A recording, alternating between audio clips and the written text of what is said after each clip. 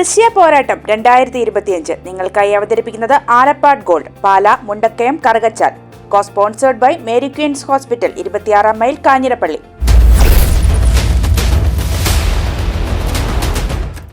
നമസ്കാരം. ആലപ്പാട് ഗോൾഡ് ദൃശ്യ പോരാട്ടം 2025 ത്രിതല പഞ്ചായത്ത് തെരഞ്ഞെടുപ്പുമായി ബന്ധപ്പെട്ട് ദൃശ്യാന്യൂസ് ഒരുക്കുന്ന പ്രത്യേക സംവാദ പരിപാടിയായ പോരാട്ടം 2025 ഇന്ന് എത്തി നിൽക്കുന്നത് വാഴൂർ ഗ്രാമപഞ്ചായത്തിലാണ്. ഈ ഗ്രാമപഞ്ചായത്തിന്റെ വികസന കാര്യങ്ങളെപ്പറ്റി നമ്മളിവിടെ ചർച്ച ചെയ്യുകയാണ്. ഇവിടെ പങ്കെടുക്കാനെത്തിയ ഏവരെയും സ്വാഗതം ചെയ്യുന്നു.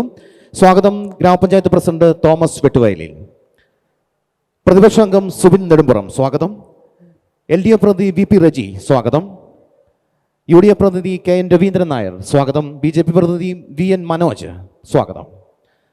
ആലപ്പാട് ഗോൾഡ് ദൃശ്യ പോരാട്ടം 2025 വാഴൂർ ഗ്രാമപഞ്ചായത്തിലെ ചിത്രീകരണം ആരംഭിക്കുന്നു. ആദ്യം പ്രസിഡന്റിലേക്ക് എത്തുകയാണ്. കഴിഞ്ഞ 5 വർഷക്കാലം വാഴൂർ ഗ്രാമപഞ്ചായത്തിന് വേണ്ടി എന്തൊക്കെ കാര്യങ്ങൾ ചെയ്യാനായിട്ട് സാധിച്ചു? പ്രകടന പത്രികയിൽ പറഞ്ഞ എത്ര ശതമാനത്തോളം കാര്യങ്ങൾ ഇവിടെ നിർവഹിക്കാനായിട്ട് സാധിച്ചിട്ടുണ്ട്? വാഴൂർ ഗ്രാമപഞ്ചായത്ത് 2020 അധികാരമേറ്റ് ഭരണസാരഥ്യത്തിൽ കയറുകയും അന്ന് പ്രകടന പത്രികയിൽ ചൂണ്ടിക്കാട്ടിയ പദ്ധതികളെല്ലാം തന്നെ ഏതാണ്ട് 95% നടപ്പാക്കിക്കൊണ്ടാണ് ഈ ഭരണസമിതി സ്ഥാനം ഒഴിയാൻ പോകുന്നത്. പ്രധാനമായും നമ്മുടെ ലൈഫ് ഭവന നിർമ്മാണ പദ്ധതി ബഹുമാനപ്പെട്ട കേരള സർക്കാരിൻ്റെ നിർദ്ദേശമനുസരിച്ചുകൊണ്ട് ആ പദ്ധതി അതിൻ്റെ പൂർണ്ണതയിലേക്ക് പോവുകയാണ്. രണ്ടാമത്, വാഴൂർ ഗ്രാമപഞ്ചായത്തിലെ കുടിവെള്ളം എത്തിക്കുക എന്നുള്ള ഒരു വലിയ ദൗത്യം ഏറ്റെടുത്തു. ഏതാണ്ട് പഴയതും പുതിയതുമായ 45ഓളം കുടിവെള്ള പദ്ധതികൾ വിവിധ എല്ലാ വാർഡുകളും തന്നെ ആ പദ്ധതി ഇന്ന് സുഗമമായി പ്രവർത്തിച്ചു പോകാൻ കഴിയുന്നുണ്ട്. മൂന്നാമതായി, നമ്മുടെ ഗ്രാമീണ റോഡുകൾ അവയുടെ നവീകരണവുമായി ബന്ധപ്പെട്ടുകൊണ്ട് നമുക്ക് ലഭ്യമാകുന്ന ഫണ്ടും പഞ്ചായത്തിൻ്റെ ഓൺ ഫണ്ടുകളും അതോടൊപ്പം തന്നെ വിവിധ ജില്ലാ പഞ്ചായത്ത്, ബ്ലോക്ക് പഞ്ചായത്തിൻ്റെ സഹായത്തോടെ ഏതാണ്ട് 95% നമ്മുടെ ഗ്രാമീണ റോഡ് നവീകരിക്കുന്ന കാര്യത്തിൽ ശ്രദ്ധ പുലർത്തുവാൻ ഈ ഭരണസമിതിക്ക് കഴിഞ്ഞിട്ടുണ്ട്. അതോടൊപ്പം തന്നെ നമ്മുടെ ആരോഗ്യ മേഖലയിൽ വലിയ ഒരു പുരോഗമനമായ പ്രവർത്തനം നടത്തിക്കൊണ്ടാണ് ഈ ഭരണസമിതി സ്ഥാനമൊഴിയുന്നത്.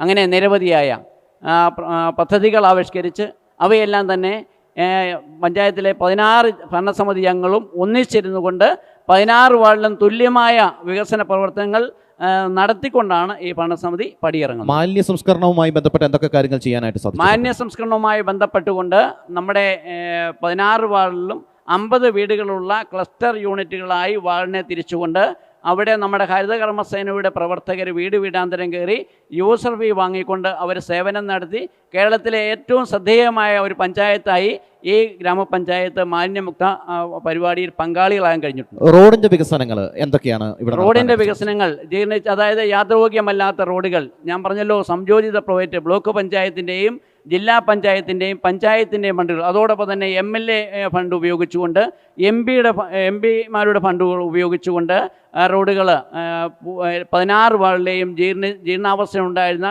ഗ്രാമീണ റോഡുകൾ നവീകരിക്കുന്ന കാര്യത്തിൽ വലിയ ശ്രദ്ധ കേന്ദ്രീകരിക്കാൻ കഴിഞ്ഞിട്ടുണ്ട്. ലൈഫ് ഭവന പദ്ധതിയുമായി ബന്ധപ്പെട്ട് എത്ര വീടുകൾ ഈ 5 വർഷക്കാലം കൊണ്ട് നിർമ്മിച്ചു നൽകാനായിട്ട് സാധിച്ചിട്ടുണ്ട്? ഈ 7 വർഷമായി ലൈഫ് ഭവന പദ്ധതി ആരംഭിച്ചിട്ട് ഈ 7 വർഷം കൊണ്ട് ഏതാണ്ട് 192ഓളം കുടുംബങ്ങൾ, സ്ഥലമില്ലാത്ത ആളുകൾക്ക് സ്ഥലം വാങ്ങി, അതോടൊപ്പം തന്നെ ലിസ്റ്റിൽ ഉൾപ്പെട്ട സ്വന്തമായി സ്ഥലമുണ്ട്, അവർക്ക് വീട് നിർമ്മിക്കുന്നതിനും ഉള്ള ധനസഹായം കൊടുക്കാൻ കഴിഞ്ഞിട്ടുണ്ട്. ഓക്കെ, പ്രതിപക്ഷത്തിലേക്ക് വരികയാണ്. കഴിഞ്ഞ 5 വർഷക്കാലം കൊണ്ട് 95% പ്രവർത്തനങ്ങൾ പൂർത്തീകരിക്കാനായിട്ട് സാധിച്ചിട്ടു എന്നുള്ളതാണ്. ഭവന പദ്ധതിയുമായി ബന്ധപ്പെട്ട്, മാലിന്യ സംസ്കരണവുമായി ബന്ധപ്പെട്ട്, ഗതാഗതവുമായി ബന്ധപ്പെട്ട് നിരവധി കാര്യങ്ങൾ ചെയ്യാനായിട്ട് സാധിച്ചിട്ടുണ്ട് എന്ന് പറയുന്നു. എന്താണ് അങ്ങയുടെ ഒരു വിലയിരുത്തൽ ഈ ഭരണത്തെക്കുറിച്ച്?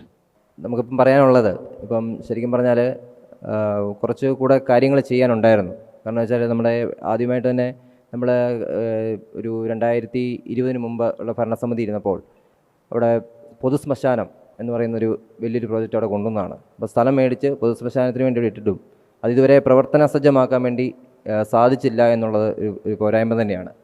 അതുപോലെ തന്നെ കാപ്പാട് സബ് സെൻറ്ററിൻ്റെ പണി പൂർത്തീകരിക്കാനായിട്ട് സാധിച്ചില്ലായിരുന്നു. അപ്പം ഈ 2 കാര്യം മെയിനായിട്ട് നമ്മൾ ആരോഗ്യ മേഖലയുമായി ബന്ധപ്പെട്ട് നമുക്ക് ചെയ്യാൻ സാധിച്ചിട്ടില്ല എന്നുള്ളൊരു വലിയൊരു പോരായ്മ തന്നെയാണ്. ഓക്കെ. പിന്നെ ഗ്രാമീണ റോഡുകളിൽ നമ്മൾ ജലജീവൻ മിഷൻ്റെ ഇതായിട്ട് പല റോഡുകളും കുത്തിപ്പൊട്ടിച്ചിരുന്നു. അത് റീസ്റ്റോർ ചെയ്യാനുള്ളൊരു നടപടി, അതിനൊരു ഇനിഷ്യേറ്റീവ് എടുക്കാമായിരുന്നു. അതുകൊണ്ട് തന്നെ പലപ്പോഴും പല റോഡുകളും ഇപ്പോഴും ഫണ്ടിൻ്റെ ഒരു അഭാവം ഉള്ളതുകൊണ്ട് നമുക്ക് ചെയ്യാനായിട്ട് സാധിച്ചിട്ടില്ല. BJP പ്രതിനിധിയിലേക്ക് എത്തുകയാണ്. ഈ കഴിഞ്ഞ 5 വർഷക്കാലം BJPയുടെ കാഴ്ചപ്പാടിൽ ഈ പഞ്ചായത്തിൻ്റെ ഭരണം എങ്ങനെയുണ്ട്? കഴിഞ്ഞ 5 വർഷത്തെ ഭരണത്തെ നമ്മൾ ഗൗരവത്തോടു കൂടി വിലയിരുത്തിയാൽ 5 വർഷത്തെ ഭരണം ഒരു സമ്പൂർണ്ണ പരാജയമായിരുന്നു എന്നുള്ള കാര്യത്തിൽ യാതൊരു സംശയവുമില്ല. ഈ 5 വർഷത്തെ ഭരണം സമ്പൂർണ്ണ പരാജയമാണ് എന്ന് ഞാൻ പറയുമ്പം നമ്മുടെ ലൈഫ് ഭവന നിർമ്മാണ പദ്ധതി ഗ്രാമീണ മേഖലകളിൽ അടക്കം ജീവിക്കുന്നതായ നിരവധി സാധാരണക്കാർക്ക് സ്ഥലം വാങ്ങി വീട് കൊടുക്കുന്ന അല്ലെങ്കിൽ ഭൂരഹിത ഭവനരഹിത പദ്ധതിയിൽപ്പെട്ടിരിക്കുന്ന ആളുകളെ കണ്ടെത്തി അവർക്ക് വീട് കൊടുക്കുന്ന കാര്യത്തിൽ ഈ ഗ്രാമപഞ്ചായത്തിന് മുന്നോട്ട് പോകാനായിട്ട് സാധിച്ചിട്ടുണ്ടോ എന്നുള്ളത് നിങ്ങളൊന്ന് വിലയിരുത്തണം. അടിസ്ഥാനപരമായിട്ടത് താഴെ തട്ടിലേക്ക് ചെന്ന് വിലയിരുത്തണം. 2018 ലൈഫിൻ്റെ ഭൂരഹിതരെയും ഭവനരഹിതരെയും കണ്ടെത്തുന്നതിന് വേണ്ടിയിട്ടുള്ള നടപടികൾ ആരംഭിക്കുകയും അവർക്ക് ലിസ്റ്റ് ഇടുകയും ചെയ്തിട്ടുണ്ട്. എന്നാൽ ഇന്നും ആ ലിസ്റ്റിനകത്ത് 2018 കഴിഞ്ഞിട്ട് ഇന്ന് 2025 എത്തി നിൽക്കുമ്പോൾ അവർക്ക് എല്ലാവർക്കും വീട് കൊടുക്കാനായിട്ട് സാധിച്ചിട്ടുണ്ടോ എന്ന് നമ്മൾ നോക്കണം. ഈ ലൈഫ് പദ്ധതി ആരംഭിക്കുമ്പം അതിന് മുമ്പത്തെ പഞ്ചായത്തുകളൊക്കെ തന്നെ സമ്പൂർണ്ണ ഭവന നിർമ്മാണ പദ്ധതികൾ എന്ന് പേരിട്ടുകൊണ്ട് ജില്ലാ സഹകരണ ബാങ്കുകളെ ക്ലബ്ബ് ചെയ്യിച്ചുകൊണ്ട് 5 കോടി രൂപ 4 കോടി രൂപ 3 കോടി രൂപ അല്ലെങ്കിൽ സെൻട്രൽ ബാങ്കുമായിട്ട് ക്ലബ്ബ് ചെയ്തിട്ടുള്ള ഫണ്ടുകൾ എടുത്തുകൊണ്ടും ഓരോ 5 വർഷം എത്ര ആളുകളാണോ വീടിന് വേണ്ടിയിട്ട് കാത്തിരുന്ന് ഗ്രാമസഭകളിൽ അപേക്ഷ കൊടുക്കുന്നത് അവർക്കെല്ലാവർക്കും വീട് നിർമ്മിച്ചു കൊടുക്കാനായിട്ട് സാധിച്ചിട്ടുണ്ട്. പക്ഷെങ്കിൽ ഇന്ന് ഈ ലൈഫ് പദ്ധതിയിൽ വീടിന് വേണ്ടിയിട്ട് അപേക്ഷിച്ചിട്ട് സ്ഥലത്തിന് വേണ്ടിയിട്ട് അപേക്ഷിച്ചിട്ട് എത്രയോ ആളുകളാണ് നോക്കിയിരിക്കുന്നതെന്ന് നമ്മളൊന്ന് മനസ്സിലാക്കണം.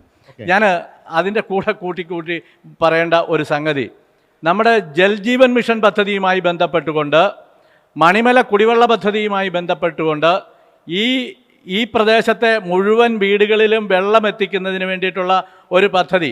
ഈ പദ്ധതി സംസ്ഥാന സർക്കാരോ കേന്ദ്ര സർക്കാരിൻ്റെ മാത്രം പദ്ധതിയല്ല, മറിച്ച് ഈ വാഴൂർ ഗ്രാമപഞ്ചായത്തും അതിൻ്റേതായിരിക്കുന്ന വിഹിതം വർഷാവർഷങ്ങളിൽ പദ്ധതി വിഹിതത്തിൽ ഉൾപ്പെടുത്തി അടച്ചാണ് ഈ പദ്ധതികൾ ആരംഭിച്ചിരിക്കുന്നത്. പ്രിയപ്പെട്ട എന്നെ കേൾക്കുന്നവർ നിങ്ങളൊന്ന് നോക്കണം. റബ്ബർ തോട്ടങ്ങളിൽ കൊണ്ടുപോയി 10-15 ടാപ്പുകൾ വെച്ചിരിക്കുക. 10-15 ടാപ്പുകളും മീറ്ററുകളും സ്ഥാപിച്ചിരിക്കുക. ഒരു തുള്ളി വെള്ളമില്ല. ഒരു 15 വീട് അടുത്തുണ്ടെങ്കിൽ അവർക്കെല്ലാം കണക്ഷൻ കൊടുത്തു എന്ന് വരുത്തി തീർക്കുന്നതിന് വേണ്ടിയിട്ട് അതിൻ്റെ ഒരു ഫോട്ടോ എടുത്ത് അപ്ലോഡ് ചെയ്ത് ഓരോ ദിവസവും ഇത്ര ഭവനങ്ങളിൽ ഈ പദ്ധതി പ്രകാരം ജലം കൊടുക്കണം എന്നുള്ള ഒരു ഇതുണ്ട്. അതിന് വേണ്ടിയിട്ട് കണക്ഷൻ കൊടുത്തു, വെള്ളം കൊടുത്തു എന്ന് അറിയിക്കുന്നതിന് വേണ്ടിയിട്ട് ടാപ്പുകൾ നിരത്തി വെച്ചിരിക്കുക. മുഴുവൻ കാട് കയറി ഒടിഞ്ഞിരിക്കുക. ഇതിന് വേണ്ടിയിട്ട് നമ്മുടെ ഗ്രാമീണ റോഡുകൾ പൊളിഞ്ഞു. അതെല്ലാം തന്നെ കുത്തിപ്പൊളിച്ച് റോഡുകളിൽ കൂടി പൈപ്പിട്ടു. അതിൽ ഒട്ടുമുക്കാലും റോഡുകളും ഗതാഗത യോഗ്യമല്ലാത്ത രീതിയിലേക്ക് ഇന്ന് മാറിയിരിക്കുന്നു എന്നുള്ളത് ഏറെ വേദനയോടുകൂടി പറയണം.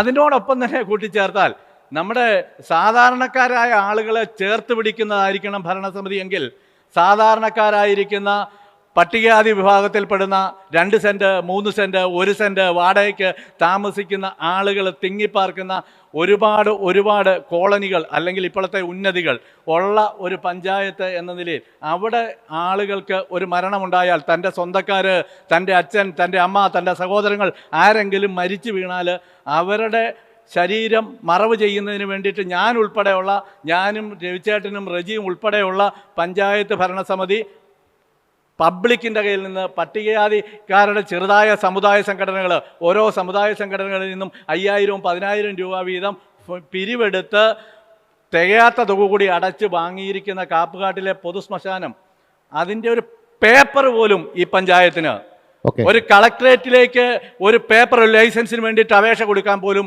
ഇന്നത്തെ പഞ്ചായത്തിന് സാധിച്ചിട്ടില്ല എന്നുള്ളത് വളരെ വേദനയോടുകൂടിയാണ് ഈ അവസരത്തിൽ പങ്കുവയ്ക്കുന്നത്. LDF പ്രതിനിധിയിലേക്ക് എത്തുകയാണ്. 95% പദ്ധതി വിഹിതം പൂർത്തീകരിക്കാനായിട്ട് സാധിച്ചു എന്ന് പ്രസിഡന്റ് പറയുന്നു. പക്ഷേ BJPയുടെ ഒരു ആരോപണം എന്ന് പറയുന്നത് അത്രത്തോളം ഒന്നും നടത്താനായിട്ട് സാധിച്ചില്ല. ഭവന പദ്ധതി ഉൾപ്പെടെ കുടിവെള്ള പദ്ധതി ഉൾപ്പെടെ ഒന്നും പൂർത്തീകരിക്കാനായിട്ട് സാധിച്ചിട്ടില്ല എന്ന് പറയുന്നു. അതൊരു ആക്ഷേപമാണ്, ഒരു ആരോപണമാണ്. എന്താണ് മറുപടി? വസ്തുതാപരമായി കാര്യങ്ങളെ വിലയിരുത്തുന്നവർക്ക് ഒരു കാരണവശാലും അങ്ങനെ ഒരു വിമർശനം ഉന്നയിക്കാൻ സാധിക്കുകയില്ല. ആദ്യത്തെ വിമർശനം ലൈഫ് ഭവന നിർമ്മാണ പദ്ധതിയെ സംബന്ധിച്ചാണ്.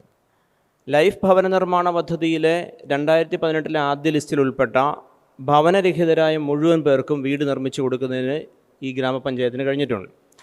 ഭൂരഹിതരായിട്ടുള്ള മുഴുവൻ ആളുകൾക്കും ഭൂമി വാങ്ങിച്ച് വീട് നിർമ്മിച്ചു കൊടുക്കുന്നതിന് ആവശ്യമായിട്ടുള്ള മുഴുവൻ സഹായങ്ങളും ചെയ്യാൻ ഈ ഗ്രാമപഞ്ചായത്തിന് സമ്പൂർണ്ണമായും കഴിഞ്ഞിട്ടുണ്ടെന്നുള്ളത് എടുത്തു പറയാൻ സാധിക്കുന്ന കാര്യമാണ്. അത് കഴിഞ്ഞ് ലൈഫ് 2020 വന്നു. അതായത് രണ്ടായിട്ട് കാണണം. പഠിച്ചിട്ട് വേണം നമ്മൾ ഇത്തരം കാര്യങ്ങൾ വർത്തമാനം പറയാൻ. ആദ്യം എന്ന് പറഞ്ഞാൽ ലൈഫ് ഭവന നിർമ്മാണ പദ്ധതി ഭൂരഹിതരായിട്ടുള്ളവർക്ക് ഭൂമി വാങ്ങിച്ച് വീട് വെച്ച് കൊടുക്കുന്നതിനും ഭവനരഹിതരായ മുഴുവൻ പേർക്കും ഭവന നിർമ്മാണം നടത്തുന്നതിനായിരുന്നു. അത് കഴിഞ്ഞ് ലൈഫ് 2020 വന്നു. അപ്പോഴത്തേക്ക് വാഴൂർ ഗ്രാമപഞ്ചായത്തിൽ ലൈഫിൻ്റെ ആദ്യ ലിസ്റ്റിൽപ്പെട്ട ഒരാൾ പോലും ഭൂമിയില്ലാത്തവരോ വീടില്ലാത്തവരോ ആയിട്ട് അവശേഷിക്കുന്നില്ല. ലൈഫ് 2020 വന്നതിന് ശേഷം വീണ്ടും സർവേ നടത്തി. അപ്പോഴേക്കും കുറേ ഭൂരഹിതരായിട്ടുള്ള ആളുകളൂടെ വന്നു. സ്വാഭാവികമായും അവർക്ക് അവരുടെ വസ്തു വിറ്റതൊക്കെ ആയിരിക്കാം. പല കാരണങ്ങൾ കൊണ്ട് തന്നെ ഭൂരഹിതരുടെ ലിസ്റ്റ് ഉണ്ടായി, ഭവനരഹിതരുടെ ലിസ്റ്റ് ഉണ്ടായി. അപ്പോൾ ആദ്യം പ്രയോറിറ്റി കൊടുക്കുന്നത് ഭൂമിയുള്ള വ്യക്തികൾക്ക് വീട് വെച്ച് കൊടുക്കുന്നതിനാണ് ഫസ്റ്റ് പ്രയോറിറ്റി. അങ്ങനെയാണ് ലൈഫിൻ്റെ നിബന്ധനകൾ. ആ നിബന്ധനകൾ അനുസരിച്ച് 126 പേരുടെ ലിസ്റ്റാണ് ഭൂമിയുള്ള ഭവനരഹിതരുണ്ടായിരുന്ന. ആ 126 പേരെയും വിളിച്ചു വരുത്തി. ആ 126 പേരെയും വിളിച്ചു വരുത്തിയിൽ ഏകദേശം 26ഓളം പേർ സ്വന്തം നിലയ്ക്ക് വീട് വയ്ക്കുകയോ ഈ ഗ്രാമപഞ്ചായത്ത് പ്രദേശത്ത് നിന്ന് മറ്റ് ഗ്രാമപഞ്ചായത്ത് പ്രദേശത്തേക്ക് താമസം മാറ്റുകയൊക്കെ പോയി ചെയ്തിട്ടുണ്ട്. ബാക്കി ആ ലിസ്റ്റിൽ അവശേഷിക്കുന്ന ഒരാളില്ലാതെ മുഴുവൻ ആളുകളെ കൊണ്ടും എഗ്രിമെൻറ്റ് വെപ്പിക്കാനും ഭവന നിർമ്മാണം നല്ലൊരു പരിധി വരെ പൂർത്തീകരിക്കാനും ബാക്കിയുള്ള ആളുകളുടെ ഭവന നിർമ്മാണം നടന്നുകൊണ്ടിരിക്കുകയും ചെയ്യുകയാണ്. പിന്നെ അവശേഷിക്കുന്നത് ആ ലൈഫ് 2020 ഭൂരഹിതരായിട്ടുള്ള ആളുകളാണ്, വ്യക്തികളാണ്. അവർക്ക് ലൈഫ് 2020 ലിസ്റ്റിലെ ഭവനരഹിതരായിട്ടുള്ള ഭൂമിയുള്ളവരുടെ നിർമ്മാണ പ്രവർത്തനം പൂർത്തിയാക്കിയാലുടൻ അവർക്ക് ഭൂമി വാങ്ങിച്ചു കൊടുത്ത് വീട് വയ്ക്കുന്ന കാര്യത്തിലേക്ക് നടക്കും എന്നുള്ള കാര്യത്തിൽ യാതൊരു തർക്കവുമില്ല. ഓക്കെ, കുടിവെള്ള പദ്ധതിയുമായി ബന്ധപ്പെട്ട് അനാവശ്യമായ പൈപ്പ് ലൈനുകൾ സ്ഥാപിച്ചിട്ടുണ്ട് എന്നാണ് BJP ആരോപിക്കുന്നത്. അതൊരു കേന്ദ്രാവിഷ്കൃത പദ്ധതിയുടെ കാര്യമാണ് ബഹുമാന്യമായിട്ടുള്ള ശ്രീ VN മനോജ് പറഞ്ഞത്. കേന്ദ്ര സംസ്ഥാന സർക്കാരുകളും തദ്ദേശ ഭരണ സ്ഥാപനങ്ങളൂടെ സംയുക്തമായി നടപ്പിലാക്കുന്നതാണ് ജൽജീവൻ മിഷൻ പദ്ധതി. കേരളത്തെ സംബന്ധിച്ച് ജനകീയ ആസൂത്രണ പദ്ധതിയുടെ ഏറ്റവും വലിയ വിജയം എന്ന് പറയുന്നത് ചെറുകിട കുടിവെള്ള പദ്ധതികളാണ്. നമ്മുടെ നാട്ടിലെ 25 മുതൽ 150, 200 വരെയുള്ള കുടുംബങ്ങൾക്ക് ചെറുകിട കുടിവെള്ള പദ്ധതികളിലൂടെ ജലം ലഭ്യമാക്കുന്നതാണ് ജനകീയ ആസൂത്രണ പദ്ധതിയുടെ ഏറ്റവും വലിയ വിജയം. നിർഭാഗ്യവശാൽ ഈ കേന്ദ്രാവിഷ്കൃത പദ്ധതി എന്ന് പറയുന്നത് അത്തരം ചെറുകിട കുടിവെള്ള പദ്ധതികളെ പ്രോത്സാഹിപ്പിക്കുന്ന തരത്തിലായിരുന്നില്ല. അത് കേരള വാട്ടർ അതോറിറ്റി മുഖേന നടപ്പിലാക്കുന്ന വൻകിട കുടിവെള്ള പദ്ധതിയാണ്. ഇപ്പം തന്നെ നമുക്കറിയാം, ഇവിടെ മേജർ വെള്ളാവൂരിന്നും മേജർ മണിമലയെന്നും ഒക്കെ പേരിട്ട ഒരു പദ്ധതിയാണ് ഇവിടെ നടന്നുകൊണ്ടിരിക്കുന്നത്. ആ പദ്ധതി നടപ്പിലാക്കുന്നതിൻ്റെ ഭാഗമായി ജൽജീവൻ മിഷൻ്റെ അധികൃതർ ഇങ്ങനെ എല്ലാ വീടുകളിലും എത്തി പൈപ്പ് ലൈൻ കൊടുക്കുകയും അതിപ്പോൾ ഇവിടെ സൂചിപ്പിച്ചതുപോലെ, നമുക്ക് തർക്കമുള്ള കാര്യമൊന്നുമല്ല, സൂചിപ്പിച്ചതുപോലെ കാക്ക ലൈൻ കമ്പിയിൽ ഇരിക്കുന്നത് പോലെ നമ്മുടെ നാട്ടിലെ റബ്ബർ തോട്ടങ്ങളിലും അവിടെയൊക്കെ ആ ജലജീവൻ മിഷൻ പദ്ധതിയുടെ ടാപ്പുകളും മീറ്ററുകളും ഒക്കെ ഇരിക്കുന്നുണ്ട്. അത് നമുക്ക് തർക്കമില്ല. നിങ്ങളുടെ ഭരണസമിതിക്ക് എന്തുകൊണ്ട് അതിനകത്തൊരു നടപടി എടുക്കാൻ സാധിച്ചില്ല എന്നുള്ളതാണ്. ഓക്കെ, പക്ഷേ ഇത് പ്രായോഗികമായി നടപ്പിലാക്കുന്നതിന് കാലതാമസമുണ്ട് എന്ന് മനസ്സിലാക്കിക്കൊണ്ട് തന്നെ ഇടതുപക്ഷ ജനാധിപത്യ മുന്നണിയുടെ നേതൃത്വത്തിലുള്ള വാഴൂർ ഗ്രാമപഞ്ചായത്ത് ഭരണസമിതി നിലവിലുള്ള ചെറുകിട കുടിവെള്ള പദ്ധതികളെ ശക്തിപ്പെടുത്തി. അതോടൊപ്പം തന്നെ 6 പുതിയ ചെറുകിട കുടിവെള്ള പദ്ധതികൾ ആരംഭിച്ചു. അതുകൂടാതെ ഗ്രൗണ്ട് വാട്ടർ ഡിപ്പാർട്ട്മെൻറ്റിൻ്റെ സഹായത്തോടുകൂടി 4ഓളം പുതിയ കുടിവെള്ള പദ്ധതികൾ ആരംഭിച്ചു. അങ്ങനെ നമ്മുടെ ഗ്രാമപഞ്ചായത്ത് പ്രദേശത്തെ ഏകദേശം 85-90% വീടുകളിലും സുഭിക്ഷമായി ജലം എത്തിക്കുന്നതിനുള്ള ക്രമീകരണം ഇപ്പോൾ നടത്തിയെന്ന അഭിമാനത്തോടുകൂടി പറയാൻ സാധിക്കും. അതിലേറെ അഭിമാനത്തോടുകൂടി ഞങ്ങൾക്ക് പറയാൻ സാധിക്കും, നിരവധി വർഷങ്ങളായി പ്രിയപ്പെട്ട VN മനോജ് ഉൾപ്പെടെയുള്ള BJP പ്രതിനിധികൾ പ്രതിനിധീകരിച്ചിരിക്കുന്ന 8ാം വാർഡിലെയും 13ാം വാർഡിലെയും നിരവധി വർഷങ്ങളായി കുടിവെള്ളത്തിന് ബുദ്ധിമുട്ട് അനുഭവിച്ചിരിക്കുന്ന തത്തമ്പള്ളിക്കുന്നടക്കം അതുപോലെ തന്നെ പുതുപ്പള്ളിക്കുന്നടക്കമുള്ള പ്രദേശങ്ങളിലേക്ക് പുതിയ 2 കുടിവെള്ള പദ്ധതികൾ സമ്പൂർണ്ണമായി പൂർത്തിയാക്കി അവിടെ കുടിവെള്ള വിതരണം നടത്തിയതിൻ്റെ അഭിമാനത്തോടു കൂടിയാണ് ഞങ്ങൾ ഇവിടെ നിൽക്കുന്നത്. ഓക്കെ, UDF പ്രതിനിധിയിലേക്ക് എത്തുകയാണ്. പദ്ധതികളുടെ നിർവഹണമൊക്കെ കാര്യക്ഷമമായി നടന്നു എന്ന് പറയുന്നു. മറ്റൊരു ആരോപണം എന്ന് പറയുന്നത് കുടിവെള്ള പദ്ധതിയുമായി ബന്ധപ്പെട്ട് സ്ഥാപിച്ച പൈപ്പ് ലൈനുകൾ അടുപ്പിച്ച് റബ്ബർ തോട്ടങ്ങളിലുമൊക്കെ സ്ഥാപിച്ചു എന്ന് പറയുന്നു. UDFന്റെ ഒരു നിലപാട് എന്താണ്? ഇവിടെ ഭരണപക്ഷം ഒരു കാര്യം സൂചിപ്പിച്ചത്, ഒരു ദൈവത്തിൻ്റെ നാടായി വാഴൂർ പഞ്ചായത്ത് മാറി എന്നാണ് അദ്ദേഹം ഇവിടെ പറഞ്ഞത്. തീർച്ചയായിട്ടും ഞാനത് അംഗീകരിക്കുന്നു. ഇവിടെ 100% വിജയിച്ച, ഇടതുപക്ഷം വിജയിച്ച ഒരു പഞ്ചായത്ത് എന്ന് പറയുമ്പോൾ അംഗീകരിക്കാതിരിക്കാൻ മാർഗമില്ല. കാരണം ഇവിടുത്തെ കുടുംബശ്രീയെ 100% ഇടതുപക്ഷ ജനാധിപത്യ മുന്നണിക്ക് അനുകൂലമായ ഒരു നിലപാടെടുക്കുവാൻ ഈ ഭരണസമിതിക്ക് കഴിഞ്ഞു. സമസ്ത മേഖലകളിലും പരാജയത്തിൻ്റെ വിത്തുകൾ പാകിയ ഒരു ഭരണസമിതിയാണ് ഇന്ന് വാഴൂർ ഗ്രാമപഞ്ചായത്ത് ഭരിക്കുന്നത്. സൂചിപ്പിക്കുന്നു കുടിവെള്ള പദ്ധതിയെപ്പറ്റി ഞാൻ ഒന്ന് ചോദിക്കുവാനുള്ളത്,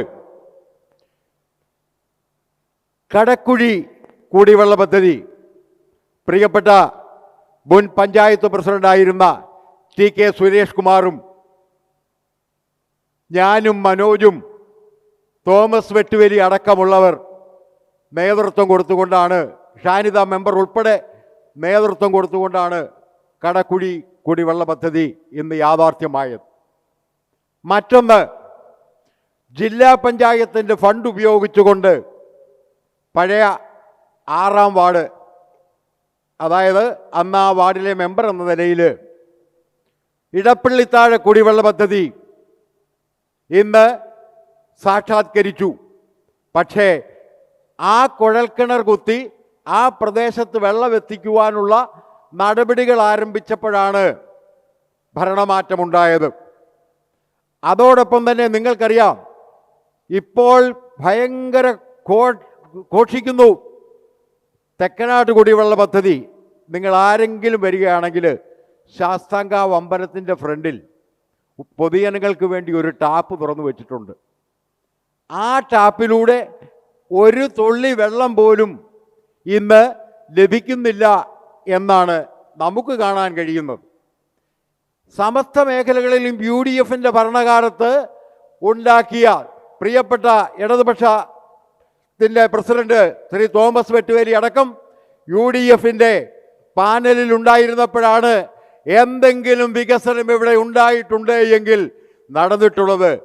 ഉദാഹരണത്തിന് ഞാനും VN മനോജും ഉൾപ്പെടെ നമ്മുടെ പുതിയ പഞ്ചായത്ത് കെട്ടിടത്തിന് വേണ്ടി ഇപ്പോഴത്തെ പ്രസിഡന്റ് ഉൾപ്പെടെ തിരുവനന്തപുരത്ത് പോവുകയും അതിൻ്റെ പേപ്പറുകൾ റെഡിയാക്കി കൊണ്ടുവന്ന് 1 വർഷത്തിനകം നമ്മുടെ പഞ്ചായത്തിൻ്റെ പുതിയ പഞ്ചായത്ത് കെട്ടിടം നിർമ്മിച്ചു.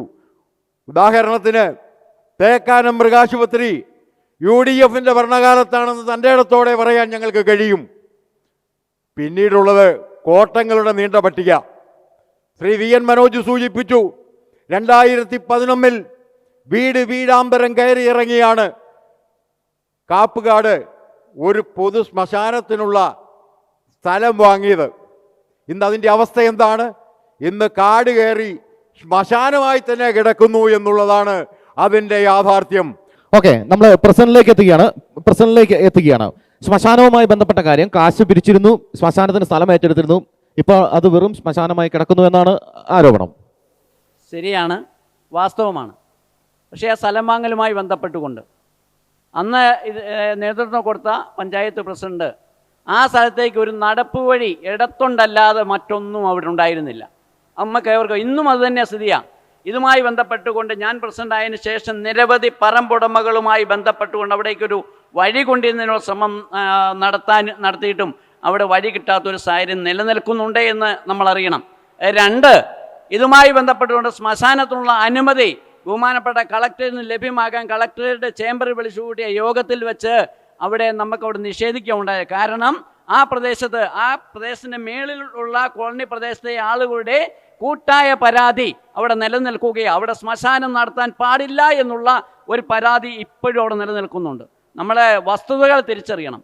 അവിടുത്തെ ഏതാണ്ട് 10-25ഓളം കുടുംബങ്ങൾ ആ നമ്മുടെ ശ്മശാനത്തിന് മേടിച്ച സ്ഥലത്തിന് മുകളിൽ താമസിക്കുന്ന ആളുകളുടെ കൂട്ടപ്പരാതി നിലനിൽക്കുമ്പോൾ കളക്ടർ ഒരു കാരണവശാലും അവിടെ അതിനുള്ള അനുമതി തരാൻ സാധ്യമല്ല എന്ന് പഞ്ചായത്ത് ഭരണസമിതിയെ അറിയിച്ചിട്ടുണ്ട്. ഈ സ്ഥലം ഏറ്റെടുക്കുമ്പോൾ ഇങ്ങനെയുള്ള പരാതി ഉണ്ടാവുമെന്ന് നേരത്തെ അറിഞ്ഞിരുന്നോ? സ്ഥലം ഏറ്റെടുക്കുമ്പോൾ ഇതുമായി ബന്ധപ്പെട്ടുകൊണ്ട് ഇതിനുള്ള അനുമതി ഉള്ള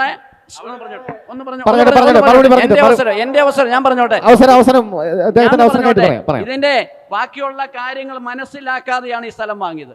കാരണം അവിടേക്കൊരു വഴി കിട്ടുമോ എന്നുള്ളത് മനസ്സിലാക്കിയില്ല. അല്ലാതെ സ്ഥലം വാങ്ങിയുള്ള നമുക്ക് നിയമപരമായ നടപടികൾ ഉണ്ടെങ്കിൽ മാത്രമേ അവിടെ ഒരു ശ്മശാനം സ്ഥാപിക്കാൻ കഴിയുള്ളൂ എന്ന് നമുക്ക് തിരിച്ചറിയാൻ കഴിയും. അന്ന് ആ ഭരണസമിതിയിലായിരുന്നോ? അവിടെ അന്ന് ആ മുന്നണിയിലായിരുന്നു. ഞാൻ പ്രസിഡന്റ് ആയിരുന്നില്ല.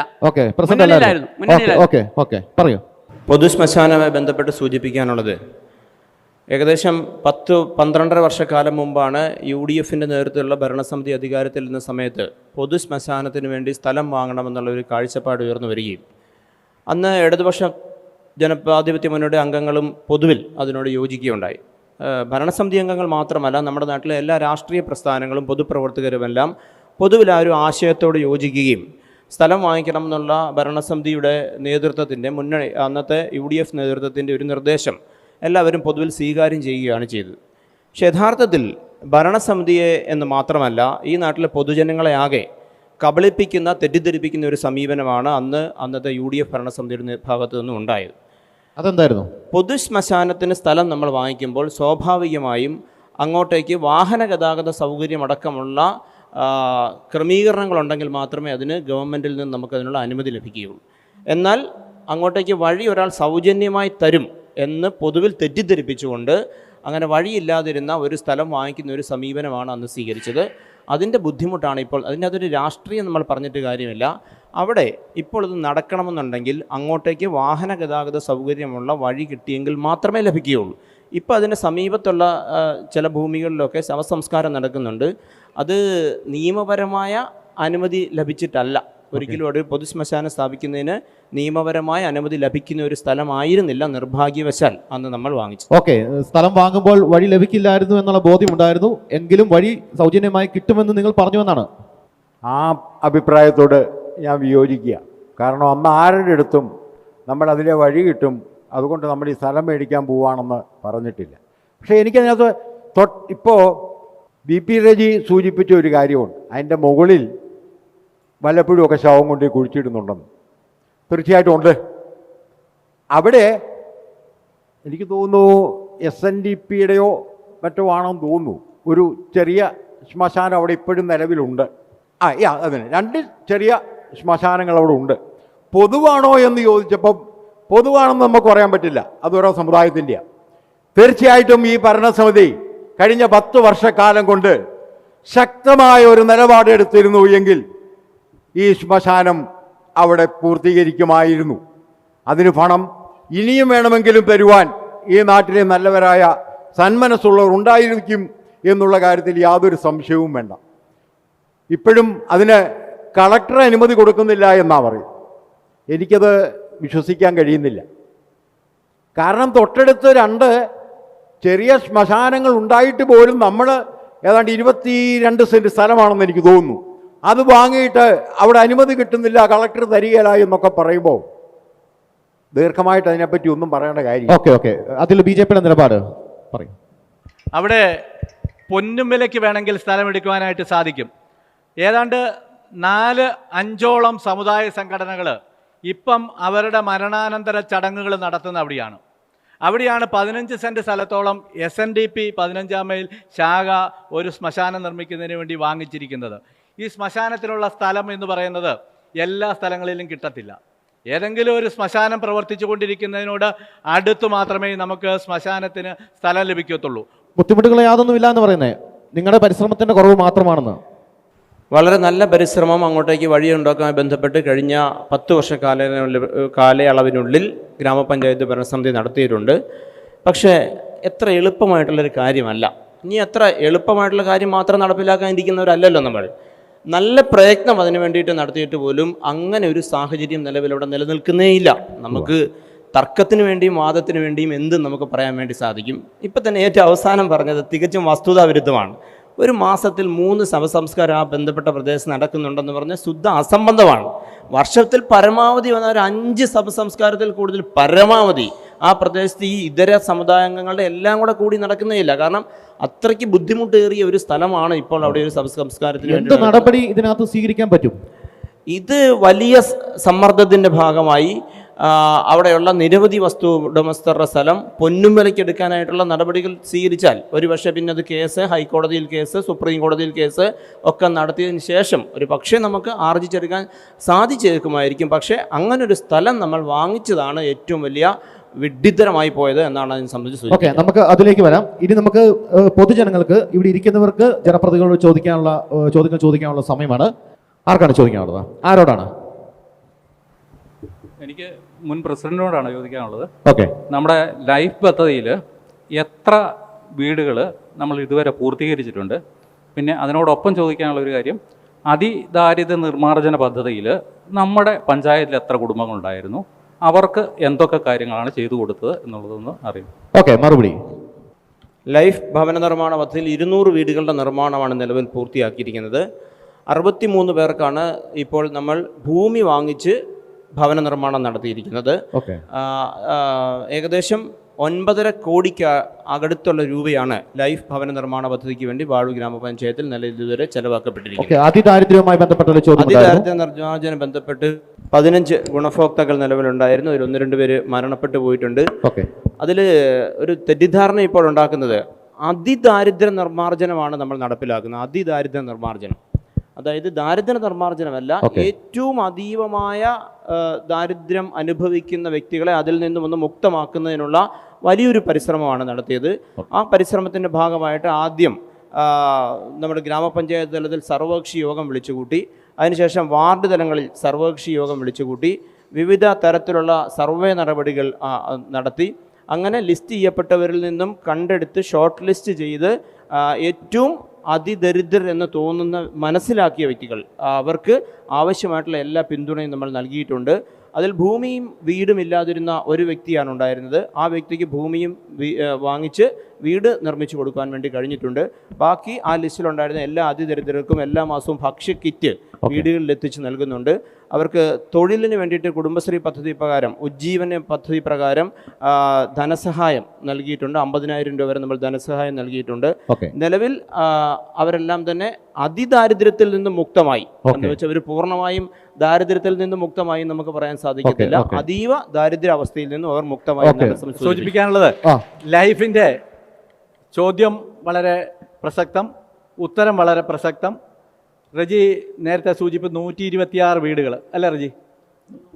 അല്ല, ഈ 2020 126 വീടുകൾ 2020-25 ഭരണസമിതിയുടെ കാലാവധിയിൽ നിർമ്മിച്ചിരിക്കുന്ന വീടുകളാണ്. 126 വീടുകളുടെ ഒരു പൂർത്തീകരണമാണ് മുമ്പേ സൂചിപ്പിച്ചത്. ഞാനൊന്ന് സൂചിപ്പിച്ചു. ഒരു വർഷത്തിലേക്ക് അത് വരുമ്പോൾ 126നെ 5 കൊണ്ട് ഭാഗിക്കുമ്പോൾ ഉണ്ടാകുന്നത് 25 വീടുകളാണ്. അതായത് ഒരു വർഷം നിർമ്മിക്കാനായിട്ട് സാധിച്ചിരിക്കുന്നത് 25 വീടുകളാണ്. പഞ്ചായത്തിൻ്റെ ജനകീയാസൂത്രണ പദ്ധതിയിൽ പദ്ധതി പണം ഉപയോഗിച്ചുകൊണ്ട് കഴിഞ്ഞ കാലങ്ങളിലൊക്കെ ഒരു വാർഡിലേക്ക് 3-4 വീടുകൾ വീതം നിർമ്മിച്ചു കൊടുത്തുകൊണ്ടിരുന്ന ഈ ഒരു ലൈഫ് പദ്ധതിയുമില്ല. ഒരു വർഷം തന്നെ ഏതാണ്ട് 65-50 ഒക്കെ വീടുകൾ, അതുപോലെ തന്നെ ഭവന പുനരുദ്ധാരണവും ഒക്കെ നിർമ്മിച്ചുകൊണ്ടിരിക്കുന്നതാണ്. അപ്പോൾ ഇത് ലൈഫിൻ്റെ പേരിൽ ഇട്ടു എന്ന് പറയുന്നതിനകത്ത് കാര്യമല്ല. 25 വീടാണ് ഒരു വർഷം നിർമ്മിച്ചത്, അല്ലെ 30 വീടാണ് ഒരു വർഷം നമുക്ക് നിർമ്മിക്കാൻ സാധിച്ചത്. അതിനോടൊപ്പം അത് നമ്മുടെ പഞ്ചായത്തിൻ്റെ പദ്ധതി പണവും അതുപോലെ തന്നെ പഞ്ചായത്തിൻ്റെ തനത് ഫണ്ടും കൂടെ ചേർത്തുകൊണ്ട്, അല്ലെങ്കിൽ GPFO ഏതെങ്കിലും ഫണ്ടുകൾ കൊണ്ട് ചേർത്ത് കഴിഞ്ഞ കാലങ്ങളിൽ നിർമ്മിച്ചുകൊണ്ടിരുന്ന പ്രശ്നമുണ്ട്. എന്താ പറയാ, ഇവിടെ ഞാനും VN മനോജും ഒക്കെ ഒന്നിച്ച് ഭരിച്ചൊരു പഞ്ചായത്താണ്. ഇവിടെ സെൻട്രൽ ബാങ്കിൽ നിന്ന് ലോൺ എടുത്തുകൊണ്ട് കൊടുത്തിട്ടുണ്ട്. അന്ന് കൊടുത്ത ഒരു വീടിന് കൊടുത്ത് 25,000 രൂപ. ഇപ്പൊ ലൈഫിൽ കൊടുക്കുന്ന 4 ലക്ഷമാണ്. അന്ന് 25,000 രൂപ മതിയായിരുന്നു. അതിനു മുമ്പ് 20,000 രൂപ ആയിരുന്നു. 15 വർഷം മുമ്പത്തെ കാര്യം. ഇപ്പം 4 ലക്ഷം രൂപ, 4 ലക്ഷം രൂപയോ 5 ലക്ഷം രൂപ. അത് കഴിഞ്ഞ് സെൻട്രൽ ബാങ്കിൽ നിന്നും വായ്പ എടുത്തു കൊടുത്തപ്പോ 2 ലക്ഷം രൂപയാണ് നമ്മൾ കൊടുത്തത്. 2 ലക്ഷം രൂപ സെൻട്രൽ ബാങ്കിൽ നിന്ന് 2 ലക്ഷം രൂപ വെച്ച് കൊടുത്തത് കാലാനുസൃതമായി മാറ്റം. ഒന്ന് സൂചിപ്പിച്ചോട്ടെ ഒരു കാര്യം, നമ്മള് നേരത്തെ വീടിന്റെ പുനരുദ്ധാരണത്തിന് കൊടുത്തിരുന്നത് 5,000 രൂപയാ. 5,000 രൂപ കൊടുക്കാനായിട്ട് സർക്കാർ പറയുന്ന ഒരു ലിമിറ്റഡ് തുകയുണ്ട്. 5,000 കൊടുക്കുള്ളൂ. ഇപ്പൊ 1 ലക്ഷം രൂപ അവരെ കൊടുക്കുന്നുണ്ട്. അത് ചുമ്മാ സാങ്കേതികത്വം പറയേണ്ടത്. ഇനി മറുപടി. മനോജ് കാട് കയറി സംസാരിക്കരുത്. കാരണം നമ്മൾ രണ്ടും ഒന്നിച്ചിരുന്നുകൊണ്ട് ചെയ്ത പദ്ധതികളാണ്. നമ്മൾ സെൻട്രൽ ബാങ്കിന്റെ പേപ്പറുകൾ പരിശോധിക്കാം, അവരുടെ പേപ്പറുകൾ ആധാരം മേടിച്ച് വെച്ചുകൊണ്ട് നമ്മൾ കൊടുത്തെത്താൻ പരിശോധിക്കാം. ഇതായി സഭ നമ്മുടെ സാക്ഷ്യമുണ്ട്, ഈ സഭയിലുള്ള ആളുകൾ സാക്ഷ്യമുണ്ട്. ഒരു വർഷം 5 വീടുകൾ മാത്രമേ പൂർത്തീകരിക്കാൻ സാധിച്ചിട്ടുള്ളൂ എന്ന് പറയുന്നു. അല്ല, 5 വീട് ശരിയാ, ലക്ഷം എത്രയാ? 4 ലക്ഷമാ. ഒരു വീടിന് 4 ലക്ഷമാ കൊടുക്കുന്നത്. അന്ന് 25,000 കൊടുത്തത്. ഒരു വർഷം 5 വീടുകൾ എന്നല്ല അദ്ദേഹം സൂചിപ്പിച്ച, ഒരു വർഷം 25 വീടുകൾ മാത്രമേ വീട് ആർക്കാണ് നിർമ്മിച്ച് നൽകേണ്ടത്? ഓക്കെ വീട് ആവശ്യമുള്ളവർക്കാണ് വീട് നിർമ്മിച്ച് നൽകേണ്ടത്. ഓക്കെ. കേരളത്തിൽ വന്നിരിക്കുന്ന മാറ്റത്തെ നമ്മൾ കാണാതിരിക്കാൻ കഴിയില്ല. ഒരു കാലത്ത് കേരളത്തിലെ ഒരു ഗ്രാമപഞ്ചായത്ത് പ്രദേശത്ത് ഒരു വർഷം 50 പേർക്ക് പുതിയ വീട് നിർമ്മിച്ച് നൽകണമായിരുന്നെങ്കിൽ ഇന്ന് കേരളത്തിൽ കാലങ്ങളായി നടപ്പിലായിക്കൊണ്ടിരിക്കുന്ന വിവിധ ഭവന നിർമ്മാണ പദ്ധതി പ്രകാരം ആവശ്യക്കാരുടെ എണ്ണം കുറഞ്ഞിട്ടുണ്ടായിരിക്കാം. ആവശ്യക്കാരൊക്കെയാണോ അവരുടെ മുഴുവൻ നമ്പർ കണ്ടെത്തി വീട് നിർമ്മിച്ചു കൊടുക്കുക എന്നുള്ളതാണ് സർക്കാരിൻ്റെയും തദ്ദേശ ഭരണ സ്ഥാപനത്തിൻ്റെയും കാഴ്ചപ്പാട്. ആവശ്യത്തിനുള്ള വ്യക്തികൾ ലിസ്റ്റിൽ വന്നിട്ടുണ്ടെങ്കിൽ അവർക്ക് മുഴുവൻ കൊടുക്കുക എന്നുള്ളതാണ്.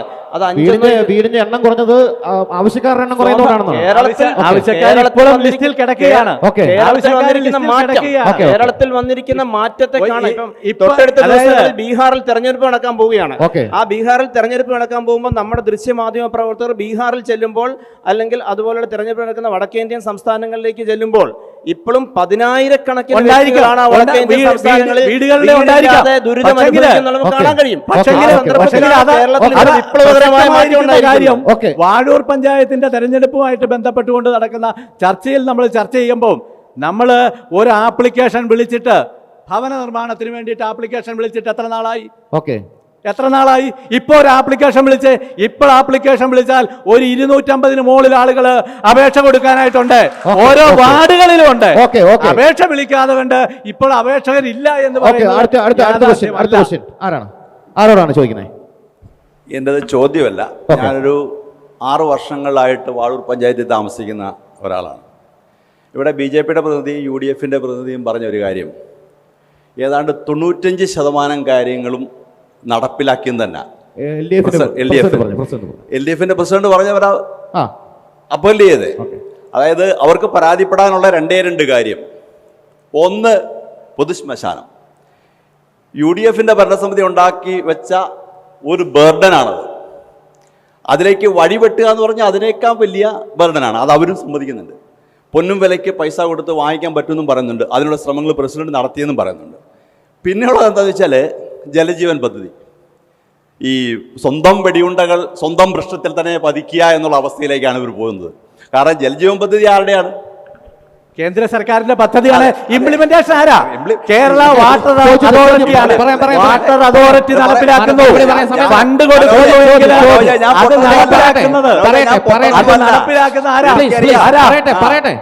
നടപ്പിലാക്കുന്ന ആളുടെ കാര്യം തന്നെ പറഞ്ഞത്. നിങ്ങളുടെ പ്രൈം മിനിസ്റ്ററുടെ ആവാസ് യോജന പദ്ധതിയിൽ എത്ര 1000 രൂപയാണ് നിങ്ങൾ കൊടുക്കുന്നത്?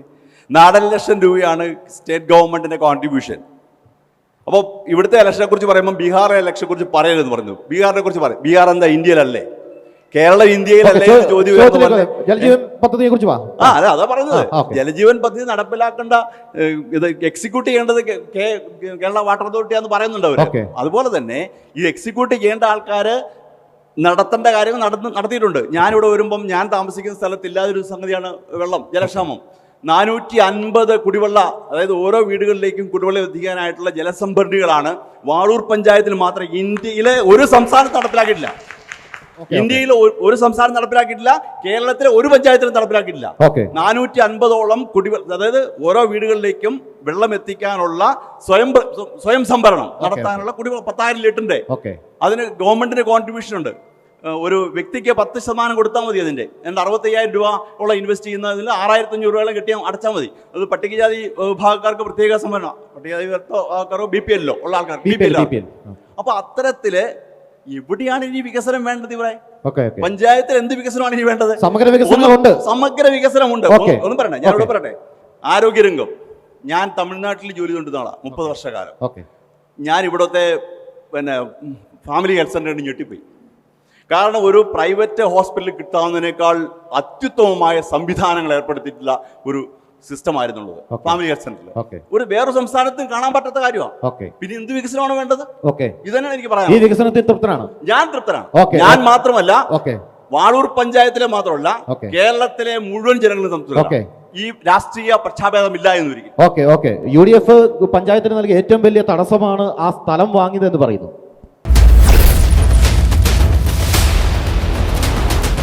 ദൃശ്യ പോരാട്ടം 2025 നിങ്ങൾക്കായി അവതരിപ്പിക്കുന്നത് ആലപ്പാട് ഗോൾഡ്, പാല, മുണ്ടക്കയം, കറുകച്ചാൽ.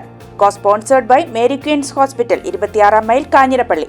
സ്വർണം പണയം വെച്ചിട്ട് തിരിച്ചെടുക്കാൻ പ്രയാസപ്പെടുകയാണോ? അല്ലെങ്കിൽ ലേലത്തിൽ പോകുമോ എന്ന ആശങ്കയുണ്ടോ? കയ്യിലെ സ്വർണത്തിന് എവിടെ മികച്ച വില ലഭിക്കുമെന്നറിയാതെ വിഷമിക്കുന്നവരാണോ? അങ്ങനെയാണെങ്കിൽ ഉടൻ ആലപ്പാട് ഗോൾഡിലേക്ക് വിളിക്കൂ. നിങ്ങളുടെ സ്വർണ്ണാഭരണങ്ങൾക്ക് മാർക്കറ്റിലെ അതാത് ദിവസത്തെ വില ഇവിടെ ലഭിക്കും. നിങ്ങളുടെ സ്വർണ്ണാഭരണങ്ങൾ ഏത് ജ്വല്ലറിയിൽ നിന്ന് വാങ്ങിയതായാലും എത്ര പഴയതായാലും ആലപ്പാട് ഗോൾഡ് അന്നുള്ള ദിവസത്തെ മാർക്കറ്റ് വില നൽകി സ്വർണം തിരിച്ചെടുക്കുന്നു. GPay, RTGS, NEFT, ചെക്ക് എന്നിവയുടെ സൗകര്യവും ഉണ്ട്. പണത്തിന്റെ ടെൻഷൻ വേണ്ട. ആലപ്പാട് ഗോൾഡ് നിങ്ങളുടെ സ്വർണത്തിന് വിപണിയിലെ ഏറ്റവും ഉയർന്ന വില നൽകുന്നു.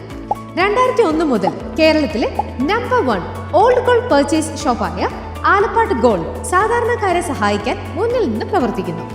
ജനസേവനമാണ് നമ്മുടെ ലക്ഷ്യം. വിശ്വാസത്തോടെ നിങ്ങളുടെ സ്വർണ്ണാഭരണങ്ങൾ വിൽക്കാൻ ആലപ്പാട് ഗോൾഡിനെ സമീപിക്കാം. ഞങ്ങൾ സ്വർണത്തിന് യഥാർത്ഥ മൂല്യം നൽകുന്നു. ഞങ്ങളുടെ സ്ഥാപനങ്ങൾ മുണ്ടക്കയം KK റോഡിൽ സൗത്ത് ഇന്ത്യൻ ബാങ്കിന്റെ അടുത്ത് അജ്ഫ ബേക്കേഴ്സ് ബിൽഡിംഗിലും കറുകച്ചാലിൽ മല്ലപ്പള്ളി റോഡിലുള്ള ഫെഡറൽ ബാങ്ക് ബിൽഡിംഗിലും പ്രവർത്തിക്കുന്നു. അതുകൂടാതെ കേരളത്തിലെ എല്ലാ ജില്ലകളിലും നമ്മുടെ സർവീസ് ലഭ്യമാണ്. സ്വർണവുമായി ബന്ധപ്പെട്ട കാര്യങ്ങൾക്ക് ഇനി ചിന്തിക്കുമ്പോൾ ഞങ്ങളുടെ നമ്പറിലേക്ക് ഒരു ഫോൺ കോൾ മതി. ആലപ്പാട് ഗോൾഡ് നിങ്ങളെ സഹായിക്കാൻ നിങ്ങളുടെ അടുത്തെത്തും. ആലപ്പാട് ഗോൾഡ് എന്നും നിങ്ങളോടൊപ്പം.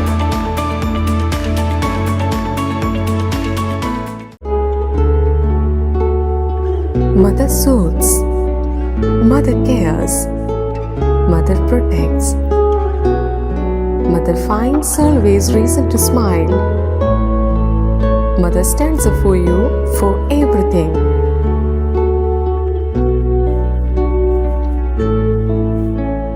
Mary Queen's Mission Hospital, Kanjirapalli, Kottayam. We care, God cures. Introducing South India's largest sanitary wear showroom, now in Pala. Welcome to Cochin Saniwares, where luxury meets innovation.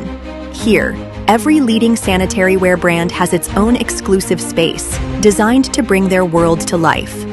Step inside and experience the future of your home, with real-time previews that let you see exactly how your bathroom, kitchen, or living spaces will look before you decide.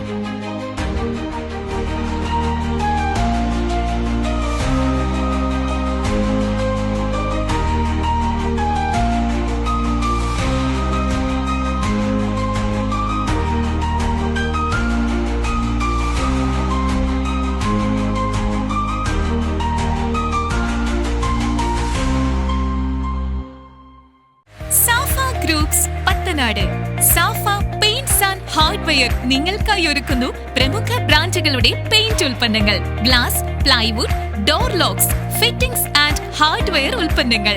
Asian, Berger, Indigo, Nerolac തുടങ്ങിയ പ്രമുഖ ബ്രാൻഡുകളുടെ dealership. Safa tools and equipments ഒരുക്കുന്നു tools, multiwood, plywood, WPC, glass, lock and hardwares. Power tool ഉൽപ്പന്നങ്ങൾ റെന്റിൽ ലഭ്യമാണ്. Safa group, Safa paints and hardwares, Safa tools and equipments, Pathanad.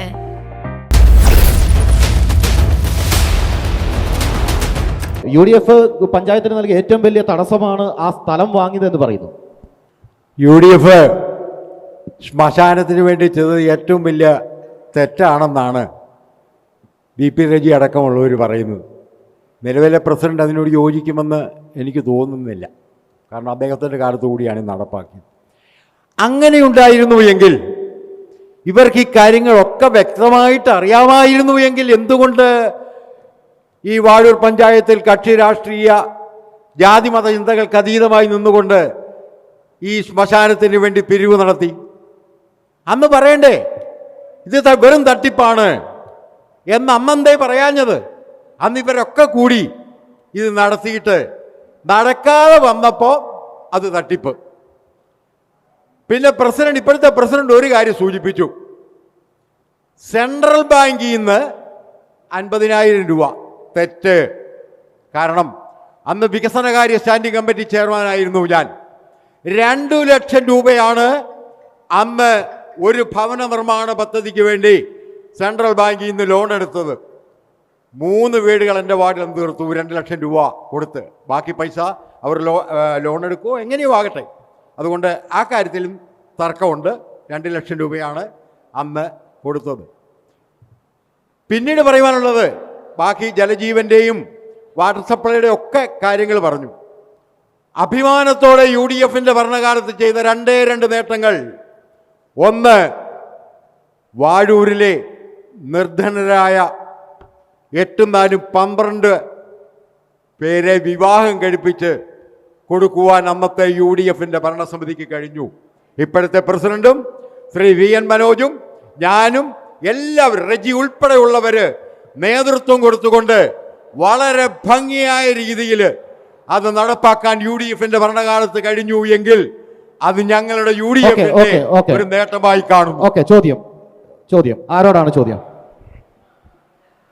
കഴിഞ്ഞ 5 വർഷമായിട്ട് എല്ലാ വർഷത്തെയും ഗ്രാമസഭയ്ക്ക് ഞാൻ പോയിക്കൊണ്ടിരിക്കുന്ന ഒരു വ്യക്തിയാണ്. പുളിക്കൽ കവലയിലെ YMCAയിലാണ് ഗ്രാമസഭ നടക്കുന്നത്. നമ്മുടെ ഗ്രാമീണ റോഡുകളെക്കുറിച്ച് 95% കംപ്ലീഷൻ പറയുന്ന പ്രസിഡൻറ്റും മുൻ പ്രസിഡൻറ്റും ഒക്കെ ഇവിടെയുണ്ട്.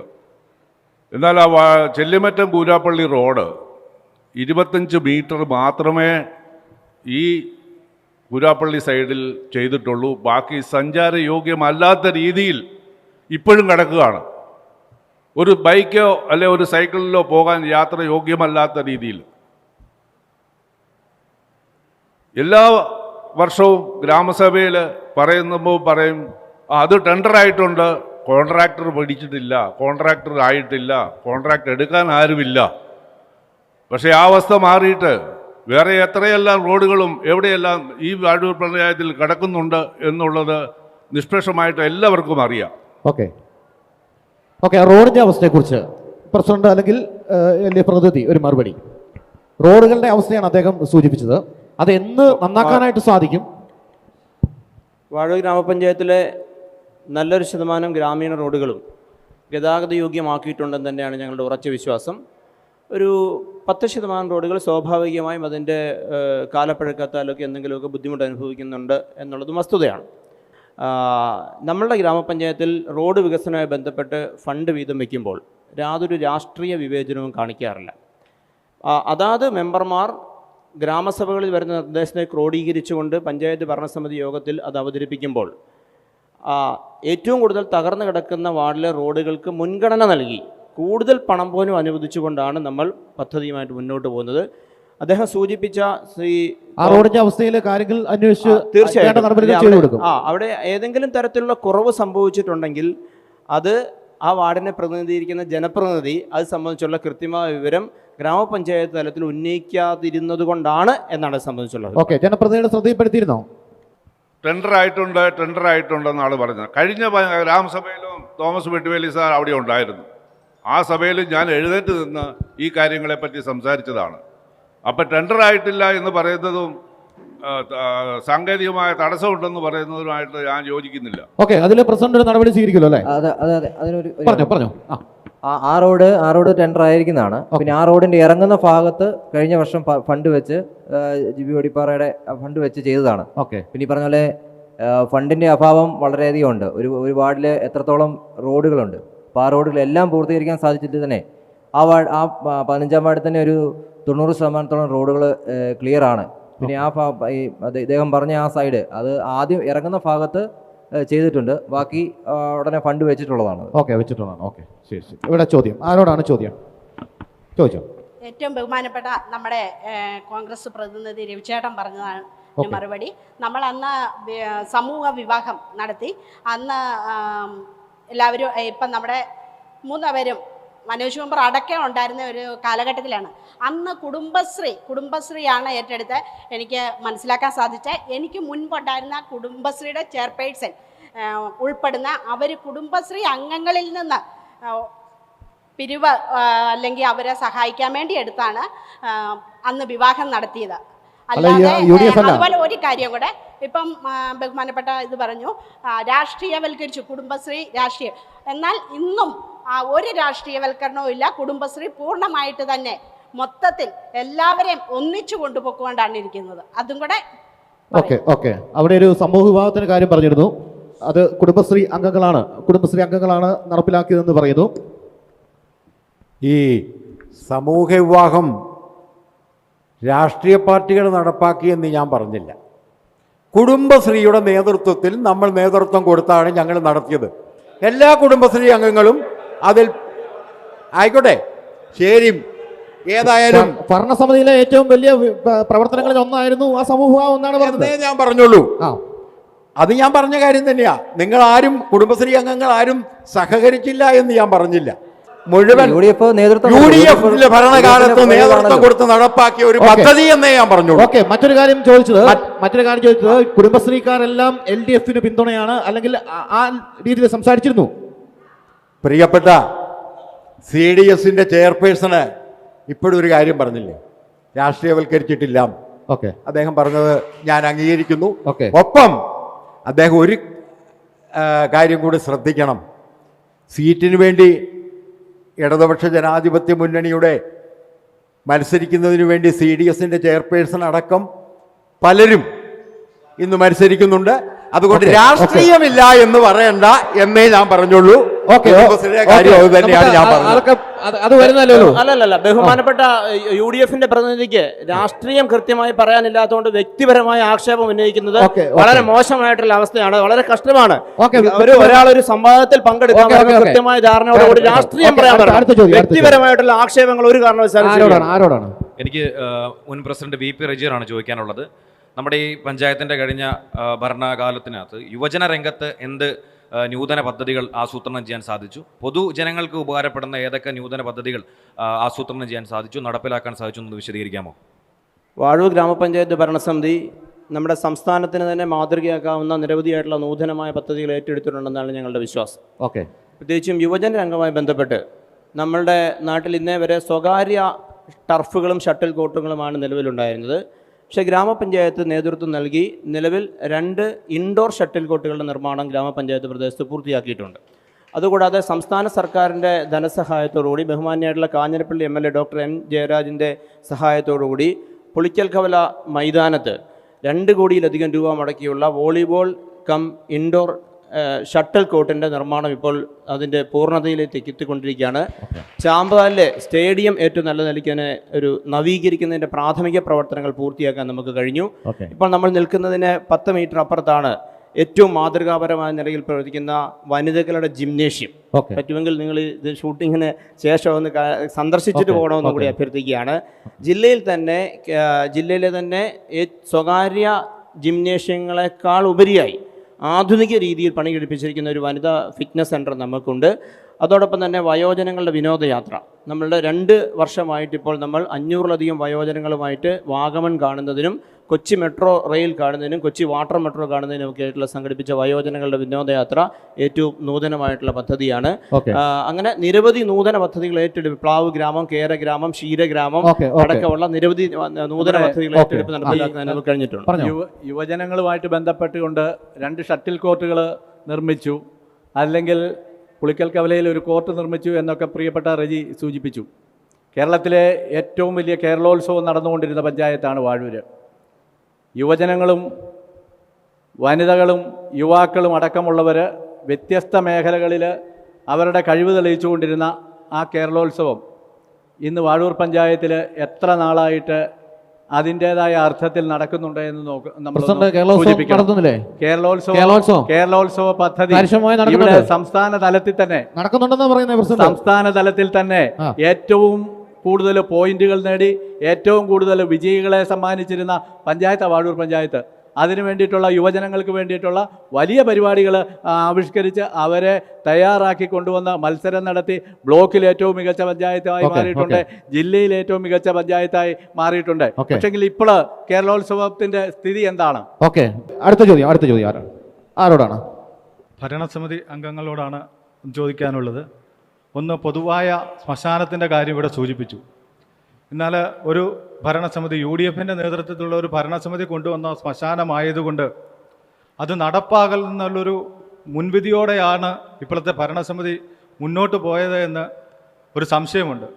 കാരണം എന്താണെന്ന് വെച്ചാൽ ഈ ശ്മശാനവുമായി ബന്ധപ്പെട്ടുകൊണ്ടുള്ള ഒരു സംവിധാനവും വാഴൂരെ സംബന്ധിച്ചോളം തിരഞ്ഞെടുപ്പിൽ രാഷ്ട്രീയമുണ്ടെങ്കിലും അതിനുശേഷം എല്ലാ രാഷ്ട്രീയ പാർട്ടികളും ഒരുമിച്ച് നിന്നുകൊണ്ട് കൈകോർത്ത് നിന്നുകൊണ്ട് ഈ നാടിൻ്റെ വികസനത്തിന് വേണ്ടി ഒത്തൊരുമിച്ച് മുൻപോട്ട് പോകുന്ന ഒരു സാഹചര്യമുള്ളത്. എന്നാൽ ഈ ശ്മശാനവുമായി ബന്ധപ്പെട്ടുകൊണ്ട് ഒരു സർവകക്ഷി യോഗമോ അതുമായി ബന്ധപ്പെട്ടുകൊണ്ട് ആ പ്രദേശത്ത് വാഴൂരിലെ ഈ നാട്ടിലെ നാട്ടുകാരെയും ഒക്കെ ചേർത്തുകൊണ്ട് ഒരു യോഗം വിളിക്കുവാനോ ഈ ശ്മശാനത്തിൻ്റെ കാര്യത്തെ വേണ്ടിയിട്ടൊരു ചർച്ചയ്ക്ക് വേണ്ടിയിട്ടോ ഇവിടുത്തെ ഭരണസമിതി പോലും തയ്യാറായിട്ടുണ്ടോ എന്ന് ഒന്ന് പുനഃപരിശോധിക്കണം. അതിനു വേണ്ടിയിട്ടുള്ള ഒരു നടപടി സ്വീകരിക്കണം. ഒന്നത്. രണ്ടാമത്തെ കാര്യം, വികസന കാര്യം എന്ന് സൂചിപ്പിച്ചപ്പോൾ ഇന്ന് കൊടുങ്ങൂർ ടൗണിലേക്ക് ഇറങ്ങിയാൽ, ഇവിടുന്ന് നടന്ന് കൊടുങ്ങൂർ ടൗണിലേക്ക് ഇറങ്ങിയാൽ ട്രാഫിക് ജാം കൊണ്ട് നമ്മുടെ ഓട്ടോറിക്ഷ സഹോദരന്മാർക്ക് അതുപോലെ തന്നെ ടാക്സി സഹോദരന്മാർക്കും ഒക്കെ അവരുടെ വാഹനങ്ങളൊന്ന് പാർക്ക് ചെയ്യുവാനായിട്ട്, ബസ് നിരന്തരം പോകുന്ന ആ റോഡിൽ കൂടെ ഒന്ന് പാസ് ചെയ്യുവാനായിട്ടുള്ള സൗകര്യങ്ങൾ കുറവാണ്. ട്രാഫിക്കുമായി ബന്ധപ്പെട്ടുകൊണ്ട് നമ്മുടെ ഇവിടെ ഒരു കാര്യവും ഈ ഭരണസമിതിക്ക് ചെയ്യുവാനായിട്ട് സാധിക്കില്ല. പാലാ വഴി കേന്ദ്രീകരിച്ചുകൊണ്ട് പാലായ്ക്ക് പോകുന്ന ബസ് ഇടുന്നു. അവിടെ ആ ബസ് ഇട്ടാൽ നിരന്തരം പള്ളിക്കത്തോട് പോലീസിലെ ഉദ്യോഗസ്ഥന്മാർ വന്ന് അവിടെ ജനങ്ങളെ മാറ്റിവിടുന്ന ഒരു സംവിധാനമുള്ളത്. ആ ഇതുമായി ബന്ധപ്പെട്ടുകൊണ്ട് ബസ് ഇടുന്നതിനോ അല്ലെങ്കിൽ ടാക്സി സ്റ്റാൻഡുകൾ നിർമ്മിക്കുന്നതിനോ ഒന്നും ഈ ഭരണസമിതി ഒരു തരത്തിലുള്ള കരുതലുകളും ഒരു തരത്തിലുള്ള നടപടികളും ഇതുവരെ സ്വീകരിച്ചിട്ടില്ല. നമ്മുടെ ഒരു നിർദ്ദേശം കൂടിയുണ്ട്. നമ്മുടെ പഴയ പഞ്ചായത്ത് കെട്ടിടം ഇപ്പോൾ പൊളിക്കുന്ന സാഹചര്യത്തിലേക്ക് അതിനു വേണ്ടിയിട്ടുള്ള നടപടിക്രമങ്ങളുമായി പഞ്ചായത്ത് മുന്നോട്ട് പോയിരിക്കുക. ഇപ്പോഴും ആ പഞ്ചായത്തിന്റെ കെട്ടിടത്തിൽ നിന്നും നോട്ടീസ് കൊടുത്തിട്ടും മാറാത്ത കടക്കാർ വ്യാപാരികളുണ്ട്. അതിൻ്റെ പണികൾ അല്ലെങ്കിൽ അത് പൊളിച്ച് എത്രയും പെട്ടെന്ന് പൂർത്തീകരിച്ചുകൊണ്ട് അവിടെ ടാക്സി സ്റ്റാൻഡ് അല്ലെങ്കിൽ പാലാ വഴിയിൽ നിന്ന് വരുന്ന ബസ്സുകൾ അടക്കം അവിടെ പാർക്ക് ചെയ്ത് ആളെ കയറ്റി പോകുന്ന സംവിധാനത്തിലേക്ക് പോകുവാനായിട്ടുള്ള നടപടിക്രമങ്ങൾ ഈ പഞ്ചായത്ത് നടത്തണം. അതാണ് വികസനം എന്ന് പറയുന്നത് എന്നാണ് എനിക്ക് സൂചിപ്പിക്കുന്നത്. 3 കാര്യങ്ങളാണ് ചോദിച്ചത്. ഒന്ന്, ശ്മശാനത്തിനുമായി ബന്ധപ്പെട്ട സർവകക്ഷി യോഗം വിളിക്കാൻ പഞ്ചായത്തിന് ഉദ്ദേശമുണ്ടോ? പ്രിയപ്പെട്ടവരെ, ഈ ശ്മശാനത്തിന് സ്ഥലം വാങ്ങിക്കഴിഞ്ഞ് അവിടെ തിരഞ്ഞെടുക്കപ്പെട്ട പ്രിയപ്പെട്ട തങ്കമ്മ എലക്സ് ആണ് ആ വാർഡിൻ്റെ ജനപ്രതിനിധിയായി തിരഞ്ഞെടുക്കപ്പെട്ടത്. തിരഞ്ഞെടുക്കപ്പെട്ട് കഴിഞ്ഞ് ശ്മശാനവുമായി ബന്ധപ്പെട്ടുകൊണ്ട് ഇതിൻ്റെ പ്രവർത്തനത്തിലേക്ക് കടന്നു ചെന്നപ്പോൾ ആ വാർഡ് മെമ്പർ പ്രിയപ്പെട്ട തങ്കമ്മ എലക്സിനെ ആ പ്രദേശത്തുള്ള, അതായത് നമ്മുടെ പെൻഷൻ ഭവൻ്റെ ഓപ്പോസിറ്റുള്ള ആ പ്രദേശത്തെ ആളുകൾ കൂട്ടമായി തടഞ്ഞു വെച്ച, ഒരു ദിവസം മുഴുവൻ തടഞ്ഞു വെച്ച ഒരു ദിവസമുണ്ടായിരുന്നു പ്രതിഷേധത്തിന് ഭാഗം. അവിടെ ശ്മശാനം വരുത് എന്ന് പറഞ്ഞുകൊണ്ട് അവിടെ തടഞ്ഞു വെച്ചു. അന്ന് ഞാൻ പ്രസിഡൻ്റായിരിക്കുമ്പോഴാണ് തങ്കമ്മാമയെ പോയി അവിടെ നിന്ന് മോചിപ്പിച്ചു കൊണ്ടുവരുന്നത്. അതിന് ശേഷം നമ്മൾ കളക്ട്രേറ്റുമായി ബന്ധപ്പെട്ടുകൊണ്ടു ഇവരുടെ, ഞാൻ മുമ്പേ സൂചിപ്പിച്ച പോലെ തന്നെ അവരുടെ കൂട്ടമായ പരാതി, അവർക്ക് അവിടെ തൊട്ട് 3 സെന്റിലും 5 സെന്റിലും അവിടെ ശ്മശാനമായാൽ ബുദ്ധിമുട്ടുണ്ട് എന്ന് അറിയിക്കുകയും ചെയ്തു. അതോടൊപ്പം തന്നെ ഏതാണ്ട് 400 മീറ്റർ ഒരു സ്വകാര്യ വ്യക്തിയുടെ അതിരിൽ കൂടി വേണം ഈ ശ്മശാനത്തിലേക്ക് കടന്നു വരുവാൻ. 10-20 മീറ്റർ അല്ല, നമുക്ക് പോയി കാണാം, നമ്മൾ പോയി പരിശോധിക്കണം. 400 മീറ്റർ സ്വകാര്യ വ്യക്തിയുടെ പറമ്പിൽ കൂടി കയറി വരണം. അവിടെ പറഞ്ഞ് 3-4 ശ്മശാനങ്ങളുണ്ട്. SNDPയുടെ ശ്മശാനത്തിന് അവിടെ അനുമതി ലഭിച്ചിട്ടില്ല. അവിടെ ദളിത് ക്രൈസ്തവരുടെ 2-3 കല്ലറകൾ മാത്രമാണ് അവിടെ അവശേഷിക്കുന്നത്. ഇതുമായി ബന്ധപ്പെട്ടുകൊണ്ട് അന്നത്തെ കളക്ടർ നൽകിയ ഉത്തരവ് പഞ്ചായത്ത് ഓഫീസ് പരിശോധിച്ചുകൊണ്ട് ഫയൽ എടുക്കാൻ നമ്മൾ തയ്യാറാണ്. അന്ന് നമുക്കിത് സ്റ്റോപ്പ് ചെയ്തുകൊണ്ട് തന്ന ഉത്തരവ് നമ്മുടെ പക്കലുണ്ട്. നമ്മുടെ പക്കൽ പരിഹരിക്കാൻ എന്തെങ്കിലും ഒരു മാർഗമുണ്ടോ എന്നുള്ളതാണ്. ഒരു സർവകക്ഷി യോഗം വിളിച്ച് ഒരു പരിഹാരം. അതാണ് അവിടെ നിലവിലുള്ള സ്ഥിതി. അതോടൊപ്പം തന്നെ ഇവിടെ ട്രാഫിക്കിന്റെ ബ്ലോക്ക് പറഞ്ഞു. ഇപ്പൊ അതല്ല, ഉത്തരം കിട്ടിയില്ല. ഉത്തരം കിട്ടി. അദ്ദേഹം ചോദിച്ചൊരു സർവകക്ഷി യോഗം വിളിച്ച് ഇതിന് പരിഹാരം കണ്ടെത്താൻ തയ്യാറാകുമോ? അല്ല, സർവകക്ഷി യോഗം വിളിച്ചാണല്ലോ ഇവിടുത്തെ വികസന പ്രവർത്തനങ്ങൾ എല്ലാ ആളുകളെയും പങ്കാളികളാക്കിക്കൊണ്ട് ഇവിടെ എന്ത് കാര്യം ചെയ്തിട്ടുണ്ടെങ്കിലും സർവകക്ഷി, ഞാൻ പ്രസിഡന്റ് ആയിരിക്കുമ്പോഴും BP റജി പ്രസിഡന്റ് ആയിരിക്കുമ്പോഴും ഇവിടെ എന്ത് കാര്യം ഉണ്ടെങ്കിലും ശ്മശാനത്തിന്റെ കാര്യത്തിൽ ഇങ്ങനെ ഒരു സർവകക്ഷി യോഗം വിളിക്കാൻ കഴിഞ്ഞില്ല. കഴിയുമോ? കാരണം സർക്കാരുമായി കഴിയുമോ? കഴിയും, നമുക്ക് വിളിക്കാമല്ലോ, കുഴപ്പമില്ല. പിന്നെ ട്രാഫിക്കുമായി ബന്ധപ്പെട്ട് നമുക്കറിയാം ഈ കെട്ടിടത്തിന്റെ ശോച്യമായ അവസ്ഥ. ആ ശോച്യമായ അവസ്ഥ പരിഹരിക്കുന്നതിന് പഞ്ചായത്ത് കമ്മിറ്റി ഇരുന്ന് തീരുമാനമെടുത്തുകൊണ്ട് നമ്മളത് പൊളിച്ചു മാറ്റാനുള്ള നടപടിയിലേക്ക് പോകുന്നുണ്ട്. ഒരു കട മാത്രം അവർ ശോഷിക്കുന്നുണ്ട്. കാരണം ആ ശേഷിക്കുന്ന കട അവിടെ വേറൊരു കൊടുങ്ങൂർ മെഡിക്കൽസിൻ്റെ റൂം എടുത്ത് അവിടെ ആ കടയുടെ പണി നടന്നുകൊണ്ടിരിക്കുക, സെൽഫിൻ്റെ പണി നടന്നുകൊണ്ടിരിക്കുക. ഏതാനും ദിവസങ്ങൾക്കാവും ആ കട മാറിത്തരാമെന്ന് പറഞ്ഞിട്ടുണ്ട്. അത് കഴിഞ്ഞ ഉടനെ സർക്കാരിൻ്റെ ഉത്തരവ് കഴിയുമെങ്കിൽ ഈ ആഴ്ച തന്നെ ഉത്തരവ് കിട്ടിയാൽ ലേലം ചെയ്ത് പൊളിച്ചതിന് ശേഷം നമ്മൾ സർവകക്ഷി യോഗം ചേർന്ന് നിന്ന് അവിടെ ബസ് സ്റ്റാൻഡെങ്കിൽ ബസ് സ്റ്റാൻഡ്, അവിടെ മറ്റു വണ്ടികൾ പാർക്ക് ചെയ്യുന്ന സംവിധാനമെങ്കിൽ അങ്ങനെ ചിന്തിക്കാം. അടുത്ത തെരഞ്ഞെടുപ്പിന് ശേഷം ഉചിതമായ തീരുമാനം എടുത്തിട്ടുണ്ട്. വളരെ പരിമിതമായ സ്ഥലമാണ് മാത്രമാണ് ഇപ്പോൾ ഗ്രാമപഞ്ചായത്ത് ഓഫീസുമായി ബന്ധപ്പെട്ട് നമുക്ക് ലഭ്യമായിരിക്കുന്നത്. ആ പ്രദേശത്തേക്ക് ഇനി ഒരു ബസ് സ്റ്റാൻഡ് കൊണ്ടുവരിക എന്നുള്ളത് ഒരിക്കലും നമുക്ക് ചിന്തിക്കാൻ പോലും കഴിയുന്ന ഒരു കാര്യമല്ല. ഗ്രാമപഞ്ചായത്ത് ഓഫീസിൽ വിവിധ ആവശ്യങ്ങൾക്ക് വരുന്നവർക്കും, കമ്മ്യൂണിറ്റി ഹാളിൽ വിവിധ ആവശ്യങ്ങൾക്ക് വരുന്നവർക്കും, കാർഷിക വികസന സമിതിയുടെ ചന്തയിൽ വരുന്നവർക്കുമെല്ലാം അവരുടെ സ്വകാര്യ വാഹനങ്ങൾ ജസ്റ്റ് ഒന്ന് പാർക്ക് ചെയ്യാൻ വേണ്ടി മാത്രമുള്ള സ്ഥലമാണ് ഇപ്പോൾ നമുക്ക് അവിടെയുള്ളത്. ശരിക്കും പറഞ്ഞാൽ കൊടുങ്ങൂർ കവലയിലെ ഈ വാഹന ഗതാഗത പ്രശ്നമടക്കം പരിഹരിക്കണമെങ്കിൽ, ട്രാഫിക് ബ്ലോക്ക് അടക്കം ഒഴിവാകണമെന്നുണ്ടെങ്കിൽ ഇത് ദേശീയപാതയാണ് എന്നുള്ള ബോധ്യം നമുക്ക് ആദ്യം ഉണ്ടാകണം. കൊല്ലം തേനി 183 ദേശീയപാതയുടെ ഭാഗമാണ് നമ്മുടെ ഈ പ്രദേശത്തൂടെ കടന്നു പോകുന്നത്. കഴിഞ്ഞ 10-15 വർഷം മുമ്പ് ദേശീയപാതയായി പ്രഖ്യാപിച്ചതാണ്. നിർഭാഗ്യവശാൽ കേന്ദ്ര ഗവൺമെൻറ്റിന് നമ്മുടെ പ്രദേശത്തോടുള്ള മോശം സമീപനത്തിൻ്റെ ഭാഗമായി ഈ ദേശീയപാത വികസനവുമായി ബന്ധപ്പെട്ട് ഒന്നും ചെയ്യുന്നില്ല എന്നുള്ളതാണ് വസ്തുത. ഈ പ്രദേശത്തെ പ്രതിനിധീകരിക്കുന്ന എല്ലാ ജനപ്രതിനിധികളും, അത് എനിക്ക് തോന്നുന്നു BJPയുടെ ഉൾപ്പെടെ ജനപ്രതിനിധികൾ നിരവധി വർഷങ്ങളായി, LDFൻ്റെ UDFൻ്റെ ജനപ്രതിനിധികൾ നിരവധി വർഷങ്ങളായി നിരവധി നിവേദനങ്ങളിലൂടെ ദേശീയപാത വികസനവുമായി ബന്ധപ്പെട്ടുള്ള കാര്യങ്ങൾ കേന്ദ്ര ഗവൺമെൻറ് ശ്രദ്ധയിൽപ്പെടുത്തുന്നതാണെങ്കിലും ഈ സമീപ ദിവസങ്ങളിലും വീണ്ടും അതിൻ്റെ അലൈൻമെൻറ്റ് ചേഞ്ച് ചെയ്യാൻ വേണ്ടിയിട്ടാണ് ദേശീയപാത വികസന അതോറിറ്റി തീരുമാനിച്ചിരിക്കുന്നത്. ഇപ്പോൾ നടക്കുമെന്ന് നമ്മൾ പ്രതീക്ഷിച്ചിരുന്നതാണ്. അങ്ങനെ ദേശീയപാത വികസനത്തോടനുബന്ധിച്ച് മാത്രമേ കൊടുങ്ങൂർ കരയിലെ ട്രാഫിക് ബ്ലോക്ക് മാറ്റാൻ സാധിക്കൂ എന്നുള്ളതാണ് വസ്തുത. പറഞ്ഞോ. നമ്മുടെ ദേശീയപാതയുടെ അലൈൻമെൻറ്റ് മാറ്റുന്നതുമായിട്ട് ബന്ധപ്പെട്ട് പ്രിയപ്പെട്ട റജി സൂചിപ്പിച്ചു. ഇത് ദേശീയപാതയുടെ അതോറിറ്റിയുടെ ഒരു ആഗ്രഹപ്രകാരമല്ല. നിലവിലുള്ള നമ്മുടെ MLA, ഈ പാത കടന്നു പോകുന്ന MLAമാർ, MP മാർ ഇത് സംബന്ധിച്ച് ദേശീയപാത അതോറിറ്റിക്ക് കൊടുത്തിരിക്കുന്ന നിവേദനത്തിൻ്റെ അടിസ്ഥാനത്തിലാണ് വീണ്ടും അലൈൻമെന്റ് ഒന്ന് മാറ്റി. നമ്മുടെ ഇപ്പം കൊടുങ്ങൂരിൽ നിന്നാണെങ്കിൽ ഇവരൊക്കെ പറഞ്ഞ കേന്ദ്രം കേൾക്കുവോ? എന്തോ ഇവരൊക്കെ പറഞ്ഞു കഴിഞ്ഞാൽ നിവേദനം ഏത് കാര്യത്തിലേ കേൾക്കത്തില്ലാത്ത? ഏത് കാര്യം കേൾക്കത്തില്ലാത്ത? ഏത് കാര്യം കേൾക്കത്തില്ലാത്ത? ഇത് കാര്യക്ഷമമായിരിക്കുന്ന ഒരു കാര്യമാത്ര പ്രസക്തമായിരിക്കുന്ന സംഗതി കൊടുത്താൽ, ഇപ്പം ഇവിടുന്ന് ഏതാണ്ട് ഒരു 1/2 കിലോമീറ്റർ മാറി ഏതാണ്ട് പാലാ റോഡിൽ പഴയ തിയേറ്റർ, എനിക്കതിനെക്കുറിച്ച് കൃത്യമായിട്ട് അറിയത്തില്ലെങ്കിലും ആ പ്രദേശത്തു കൂടി അതിൻ്റെ അലൈൻമെൻറ്റ് മാറ്റി കൊണ്ടുവരുന്നതിന് വേണ്ടിയിട്ടുള്ള ഏതാണ്ട് ഒരു ഫൈനൽ സ്റ്റേജിലേക്ക് എത്തിയിട്ടുണ്ട്. കാലാകാലങ്ങളിൽ മാറ്റങ്ങൾ വരുത്തണമെന്ന് ജനപ്രതിനിധികൾ ആവശ്യപ്പെടുമ്പോൾ അത് ശരിയാണെങ്കിൽ അത് ചെയ്തു കൊടുക്കുമല്ലോ. അതിൻ്റെ അനുസരിച്ച് അലൈൻമെൻറ്റിൽ മാറ്റം ഉണ്ടായിട്ടുണ്ട് എന്നുള്ളതാണ്. പിന്നെ കേരളത്തിലെ ദേശീയപാതകളെ കുറിച്ച് ഞാൻ പറയണോ? ചോദ്യം നമുക്ക് അടുത്ത ചോദ്യം. മാലിന്യ നിർമ്മാർജ്ജനവുമായി ബന്ധപ്പെട്ട് ആദ്യം തന്നെ താങ്കൾ ചോദിച്ച ഒരു ചോദ്യത്തിന് വളരെ നല്ല രീതിയിൽ കാര്യക്ഷമമായ പ്രവർത്തനം നടക്കുന്നുവെന്ന് പ്രസിഡന്റ് അദ്ദേഹത്തിൻ്റെ ആമുഖ പ്രഭാഷണത്തിൽ പറഞ്ഞു. 2021 കാലഘട്ടത്തിൽ ഇവിടെ എല്ലാ പ്രദേശത്തും വാഴൂർ പഞ്ചായത്തിലെ 16 വാർഡുകളിലും BJPയുടെ സംഘം സന്ദർശിച്ച് യാത്ര ചെയ്ത് ഫോട്ടോ എടുത്ത് ഇവിടെ ഫ്ലെക്സ് അടിച്ചു വെച്ചു.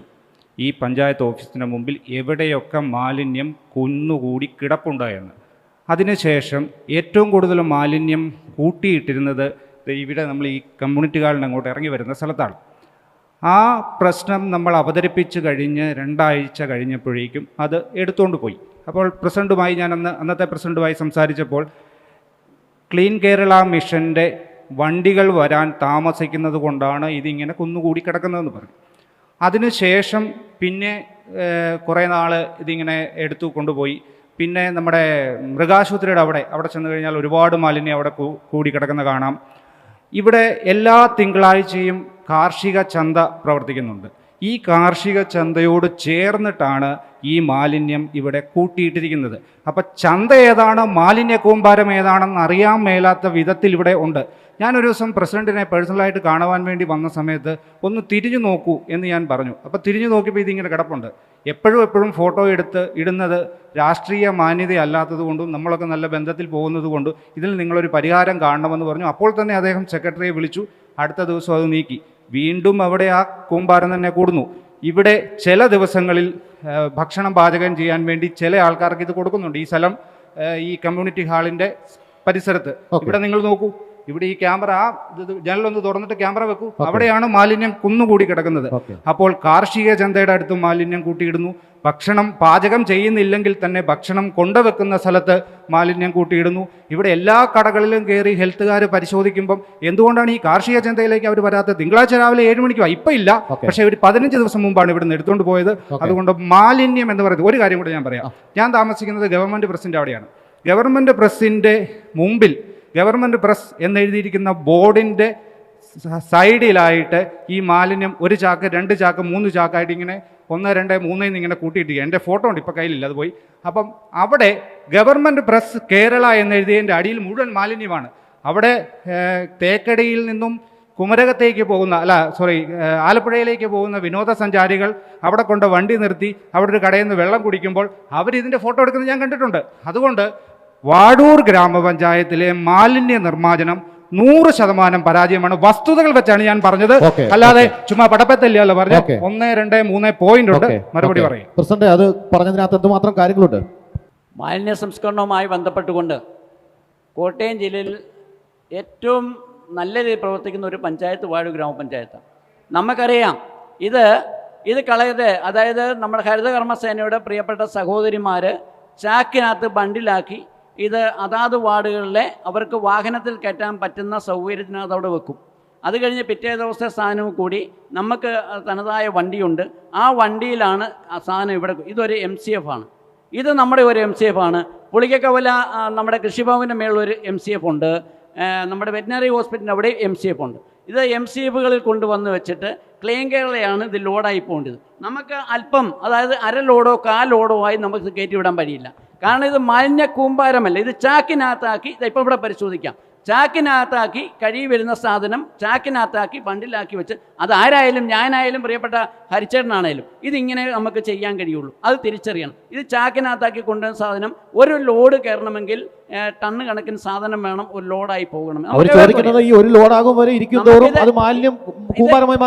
ഇത് എവിടെയും ഇത് ഇവിടുന്ന് കയറ്റി വേറെ കൊണ്ട് തട്ടാൻ പറ്റുകയില്ല. ഇത് ക്ലീൻ കേരള വന്ന് അവിടെ വലിയ വാഹനം വന്ന് അതേ ലോഡ് ചെയ്ത് പോകാനുള്ള സംവിധാനം ഇവിടെ സാധനം വേണം.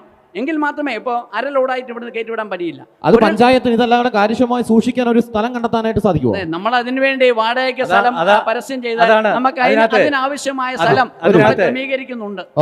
അതിനകത്ത് നമ്മൾ വളരെ മാതൃകാപരമായ മാലിന്യ സംസ്കരണമാണ് നമ്മുടെ പഞ്ചായത്ത് സംഘടിപ്പിക്കുന്നത് എന്ന് പറയുമ്പോഴാണ് നമ്മൾ ഇതിനെ കൂട്ടി വായിക്കേണ്ടത്. ഒരു മാതൃകാപരമായ മാലിന്യ സംസ്കരണമാണ് എങ്കിൽ അതിനുവേണ്ടി അങ്ങ് പറഞ്ഞതുപോലെ ഒരു സ്ഥലം കണ്ടെത്തണം.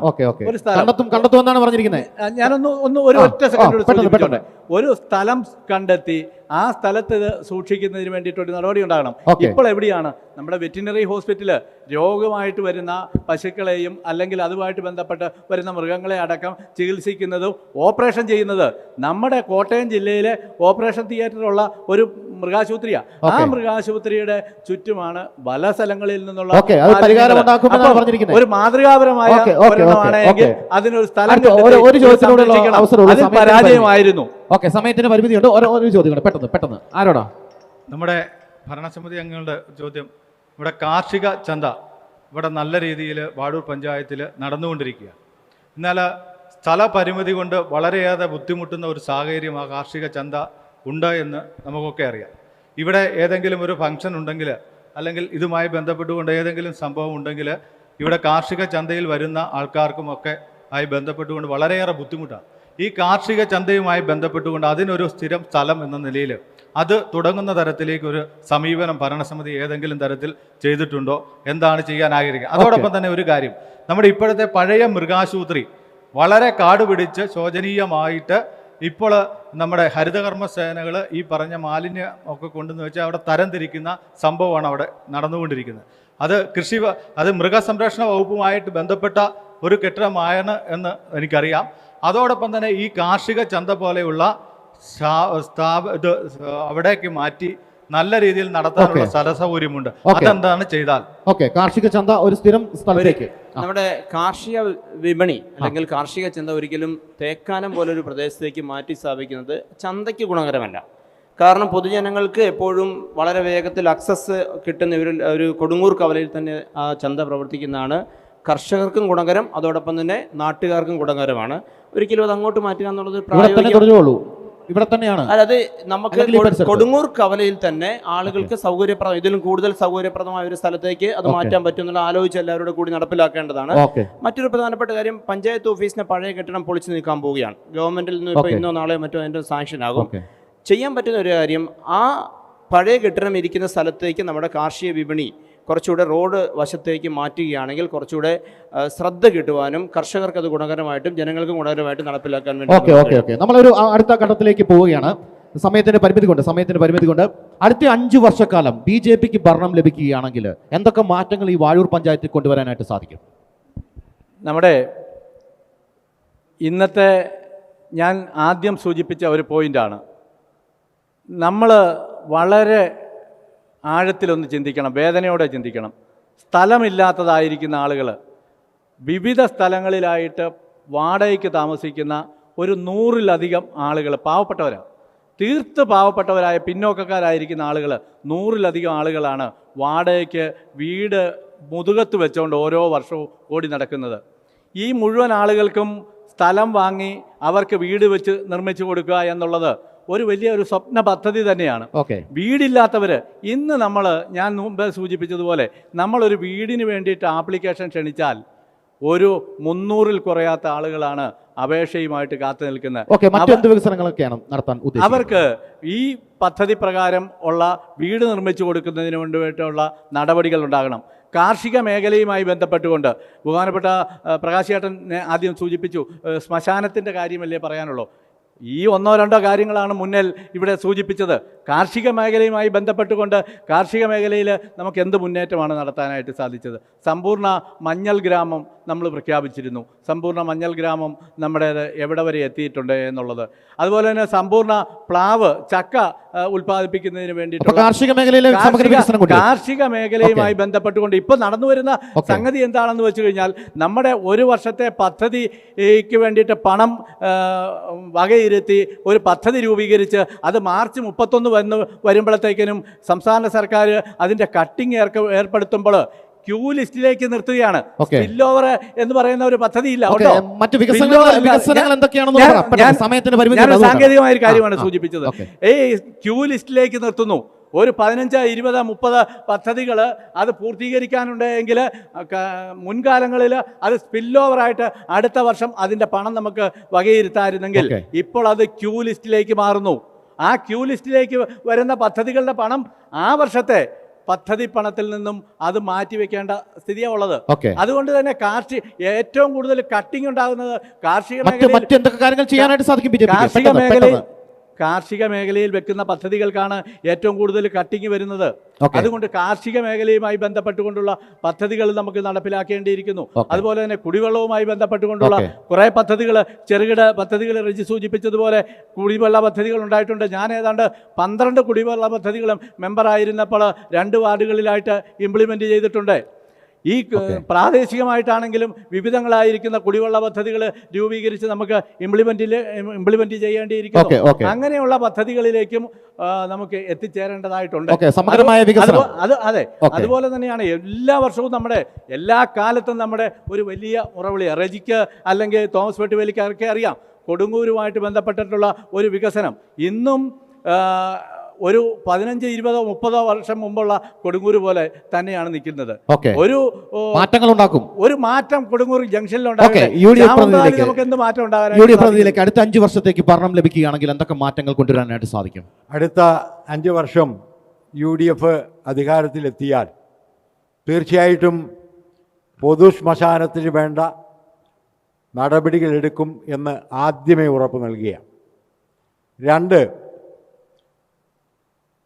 നമ്മുടെ BN മനോജ് സൂചിപ്പിച്ചതുപോലെ ഒരു ആപ്ലിക്കേഷൻ ക്ഷണിക്കുകയാണെങ്കിൽ ഏതാണ്ട് 100-300 പേർക്ക് മുകളിൽ ആൾക്കാർക്ക് വാസയോഗ്യമായ വീടുകളോ സ്ഥലമോ ഇല്ലാത്ത ഒരവസ്ഥയിലേക്ക് എത്തും. അത് UDFൻ്റെ കഴിവിൻ്റെ പരമാവധി അത് കുറച്ചു കൊണ്ടുവരാനുള്ള ഒരു നടപടി UDFൻ്റെ ഭാഗത്തുനിന്നുണ്ടാകും. മാത്രവുമല്ല, ഒരു കാര്യം കൂടി ഉറപ്പിച്ചു പറയാൻ ഞങ്ങൾക്ക് കഴിയും. നമ്മുടെ കൊടുകൂർ കവലയ്ക്ക് സമീപം പ്രിയദർശിനി ബ്ലോക്കിൻ്റെ കീഴിലുള്ള ഒരു മഹിളാ സമാജം പ്രവർത്തിച്ചിരുന്നു. ഇന്ന് ആ പ്രദേശം, ആ കെട്ടിടം അനാഥമായ നിലയിൽ അൺഫിറ്റ് എന്ന് രേഖപ്പെടുത്തിക്കൊണ്ട് ആ കെട്ടിടം അവിടെ താറുമാറായി ആ പ്രദേശം കിടക്കുകയാണ്. ഉചിതമായ കൂട്ടായ പ്രവർത്തനത്തിലൂടെ എന്ത് പദ്ധതികൾ നടപ്പാക്കിയാൽ ആ പ്രിയദർശിനി മഹിളാ സമാജം ബ്ലോക്കിൻ്റെ കീഴിലുള്ള പദ്ധതി എങ്ങനെ നടപ്പാക്കാൻ കഴിയും എന്ന് നമുക്ക് കൂട്ടായി ആലോചിക്കാം. മാത്രവുമല്ല, ഇവിടെ പശ്ചാത്തല മേഖലയിൽ റോഡുകളുടെ എല്ലാം വികസനം പറഞ്ഞു.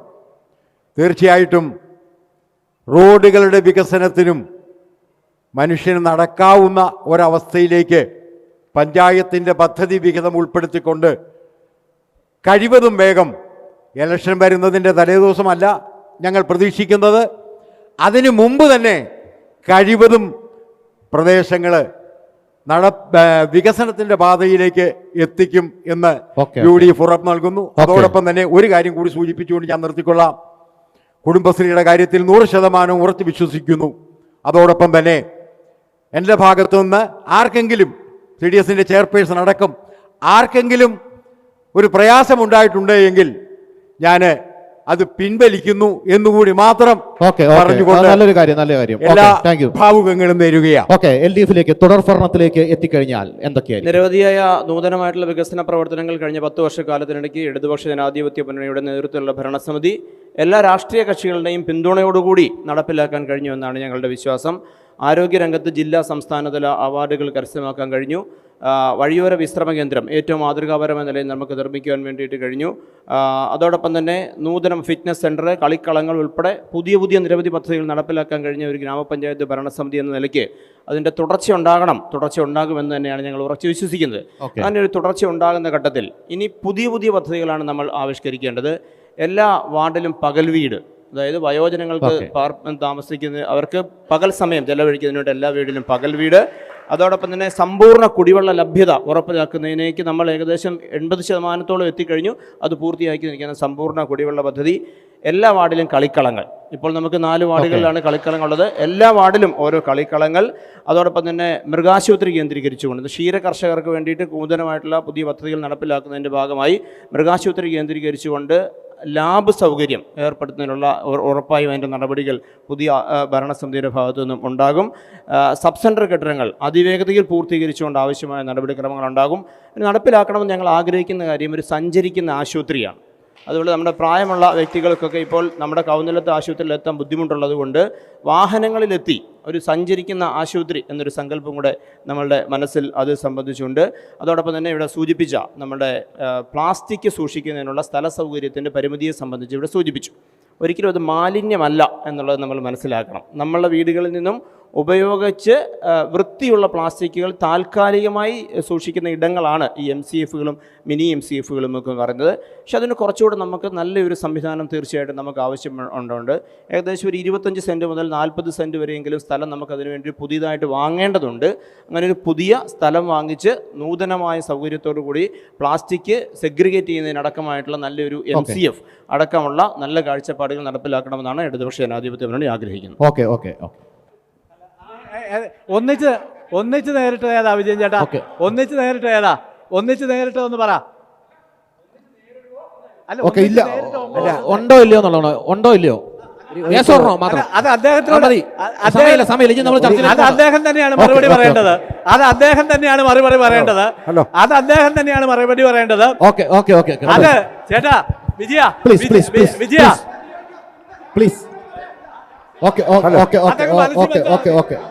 വാഴൂർ ഗ്രാമപഞ്ചായത്തിലെ ആലപ്പാട്ട് ഗോൾഡ് ദൃശ്യ പോരാട്ടം 2025 ഇവിടെ സമാപിക്കുന്നു. പങ്കെടുത്ത ജനപ്രതിനിധികൾക്കും പൊതുജനങ്ങൾക്കും നന്ദി. അടുത്ത പഞ്ചായത്തിൽ കാണാം. നന്ദി, നമസ്കാരം.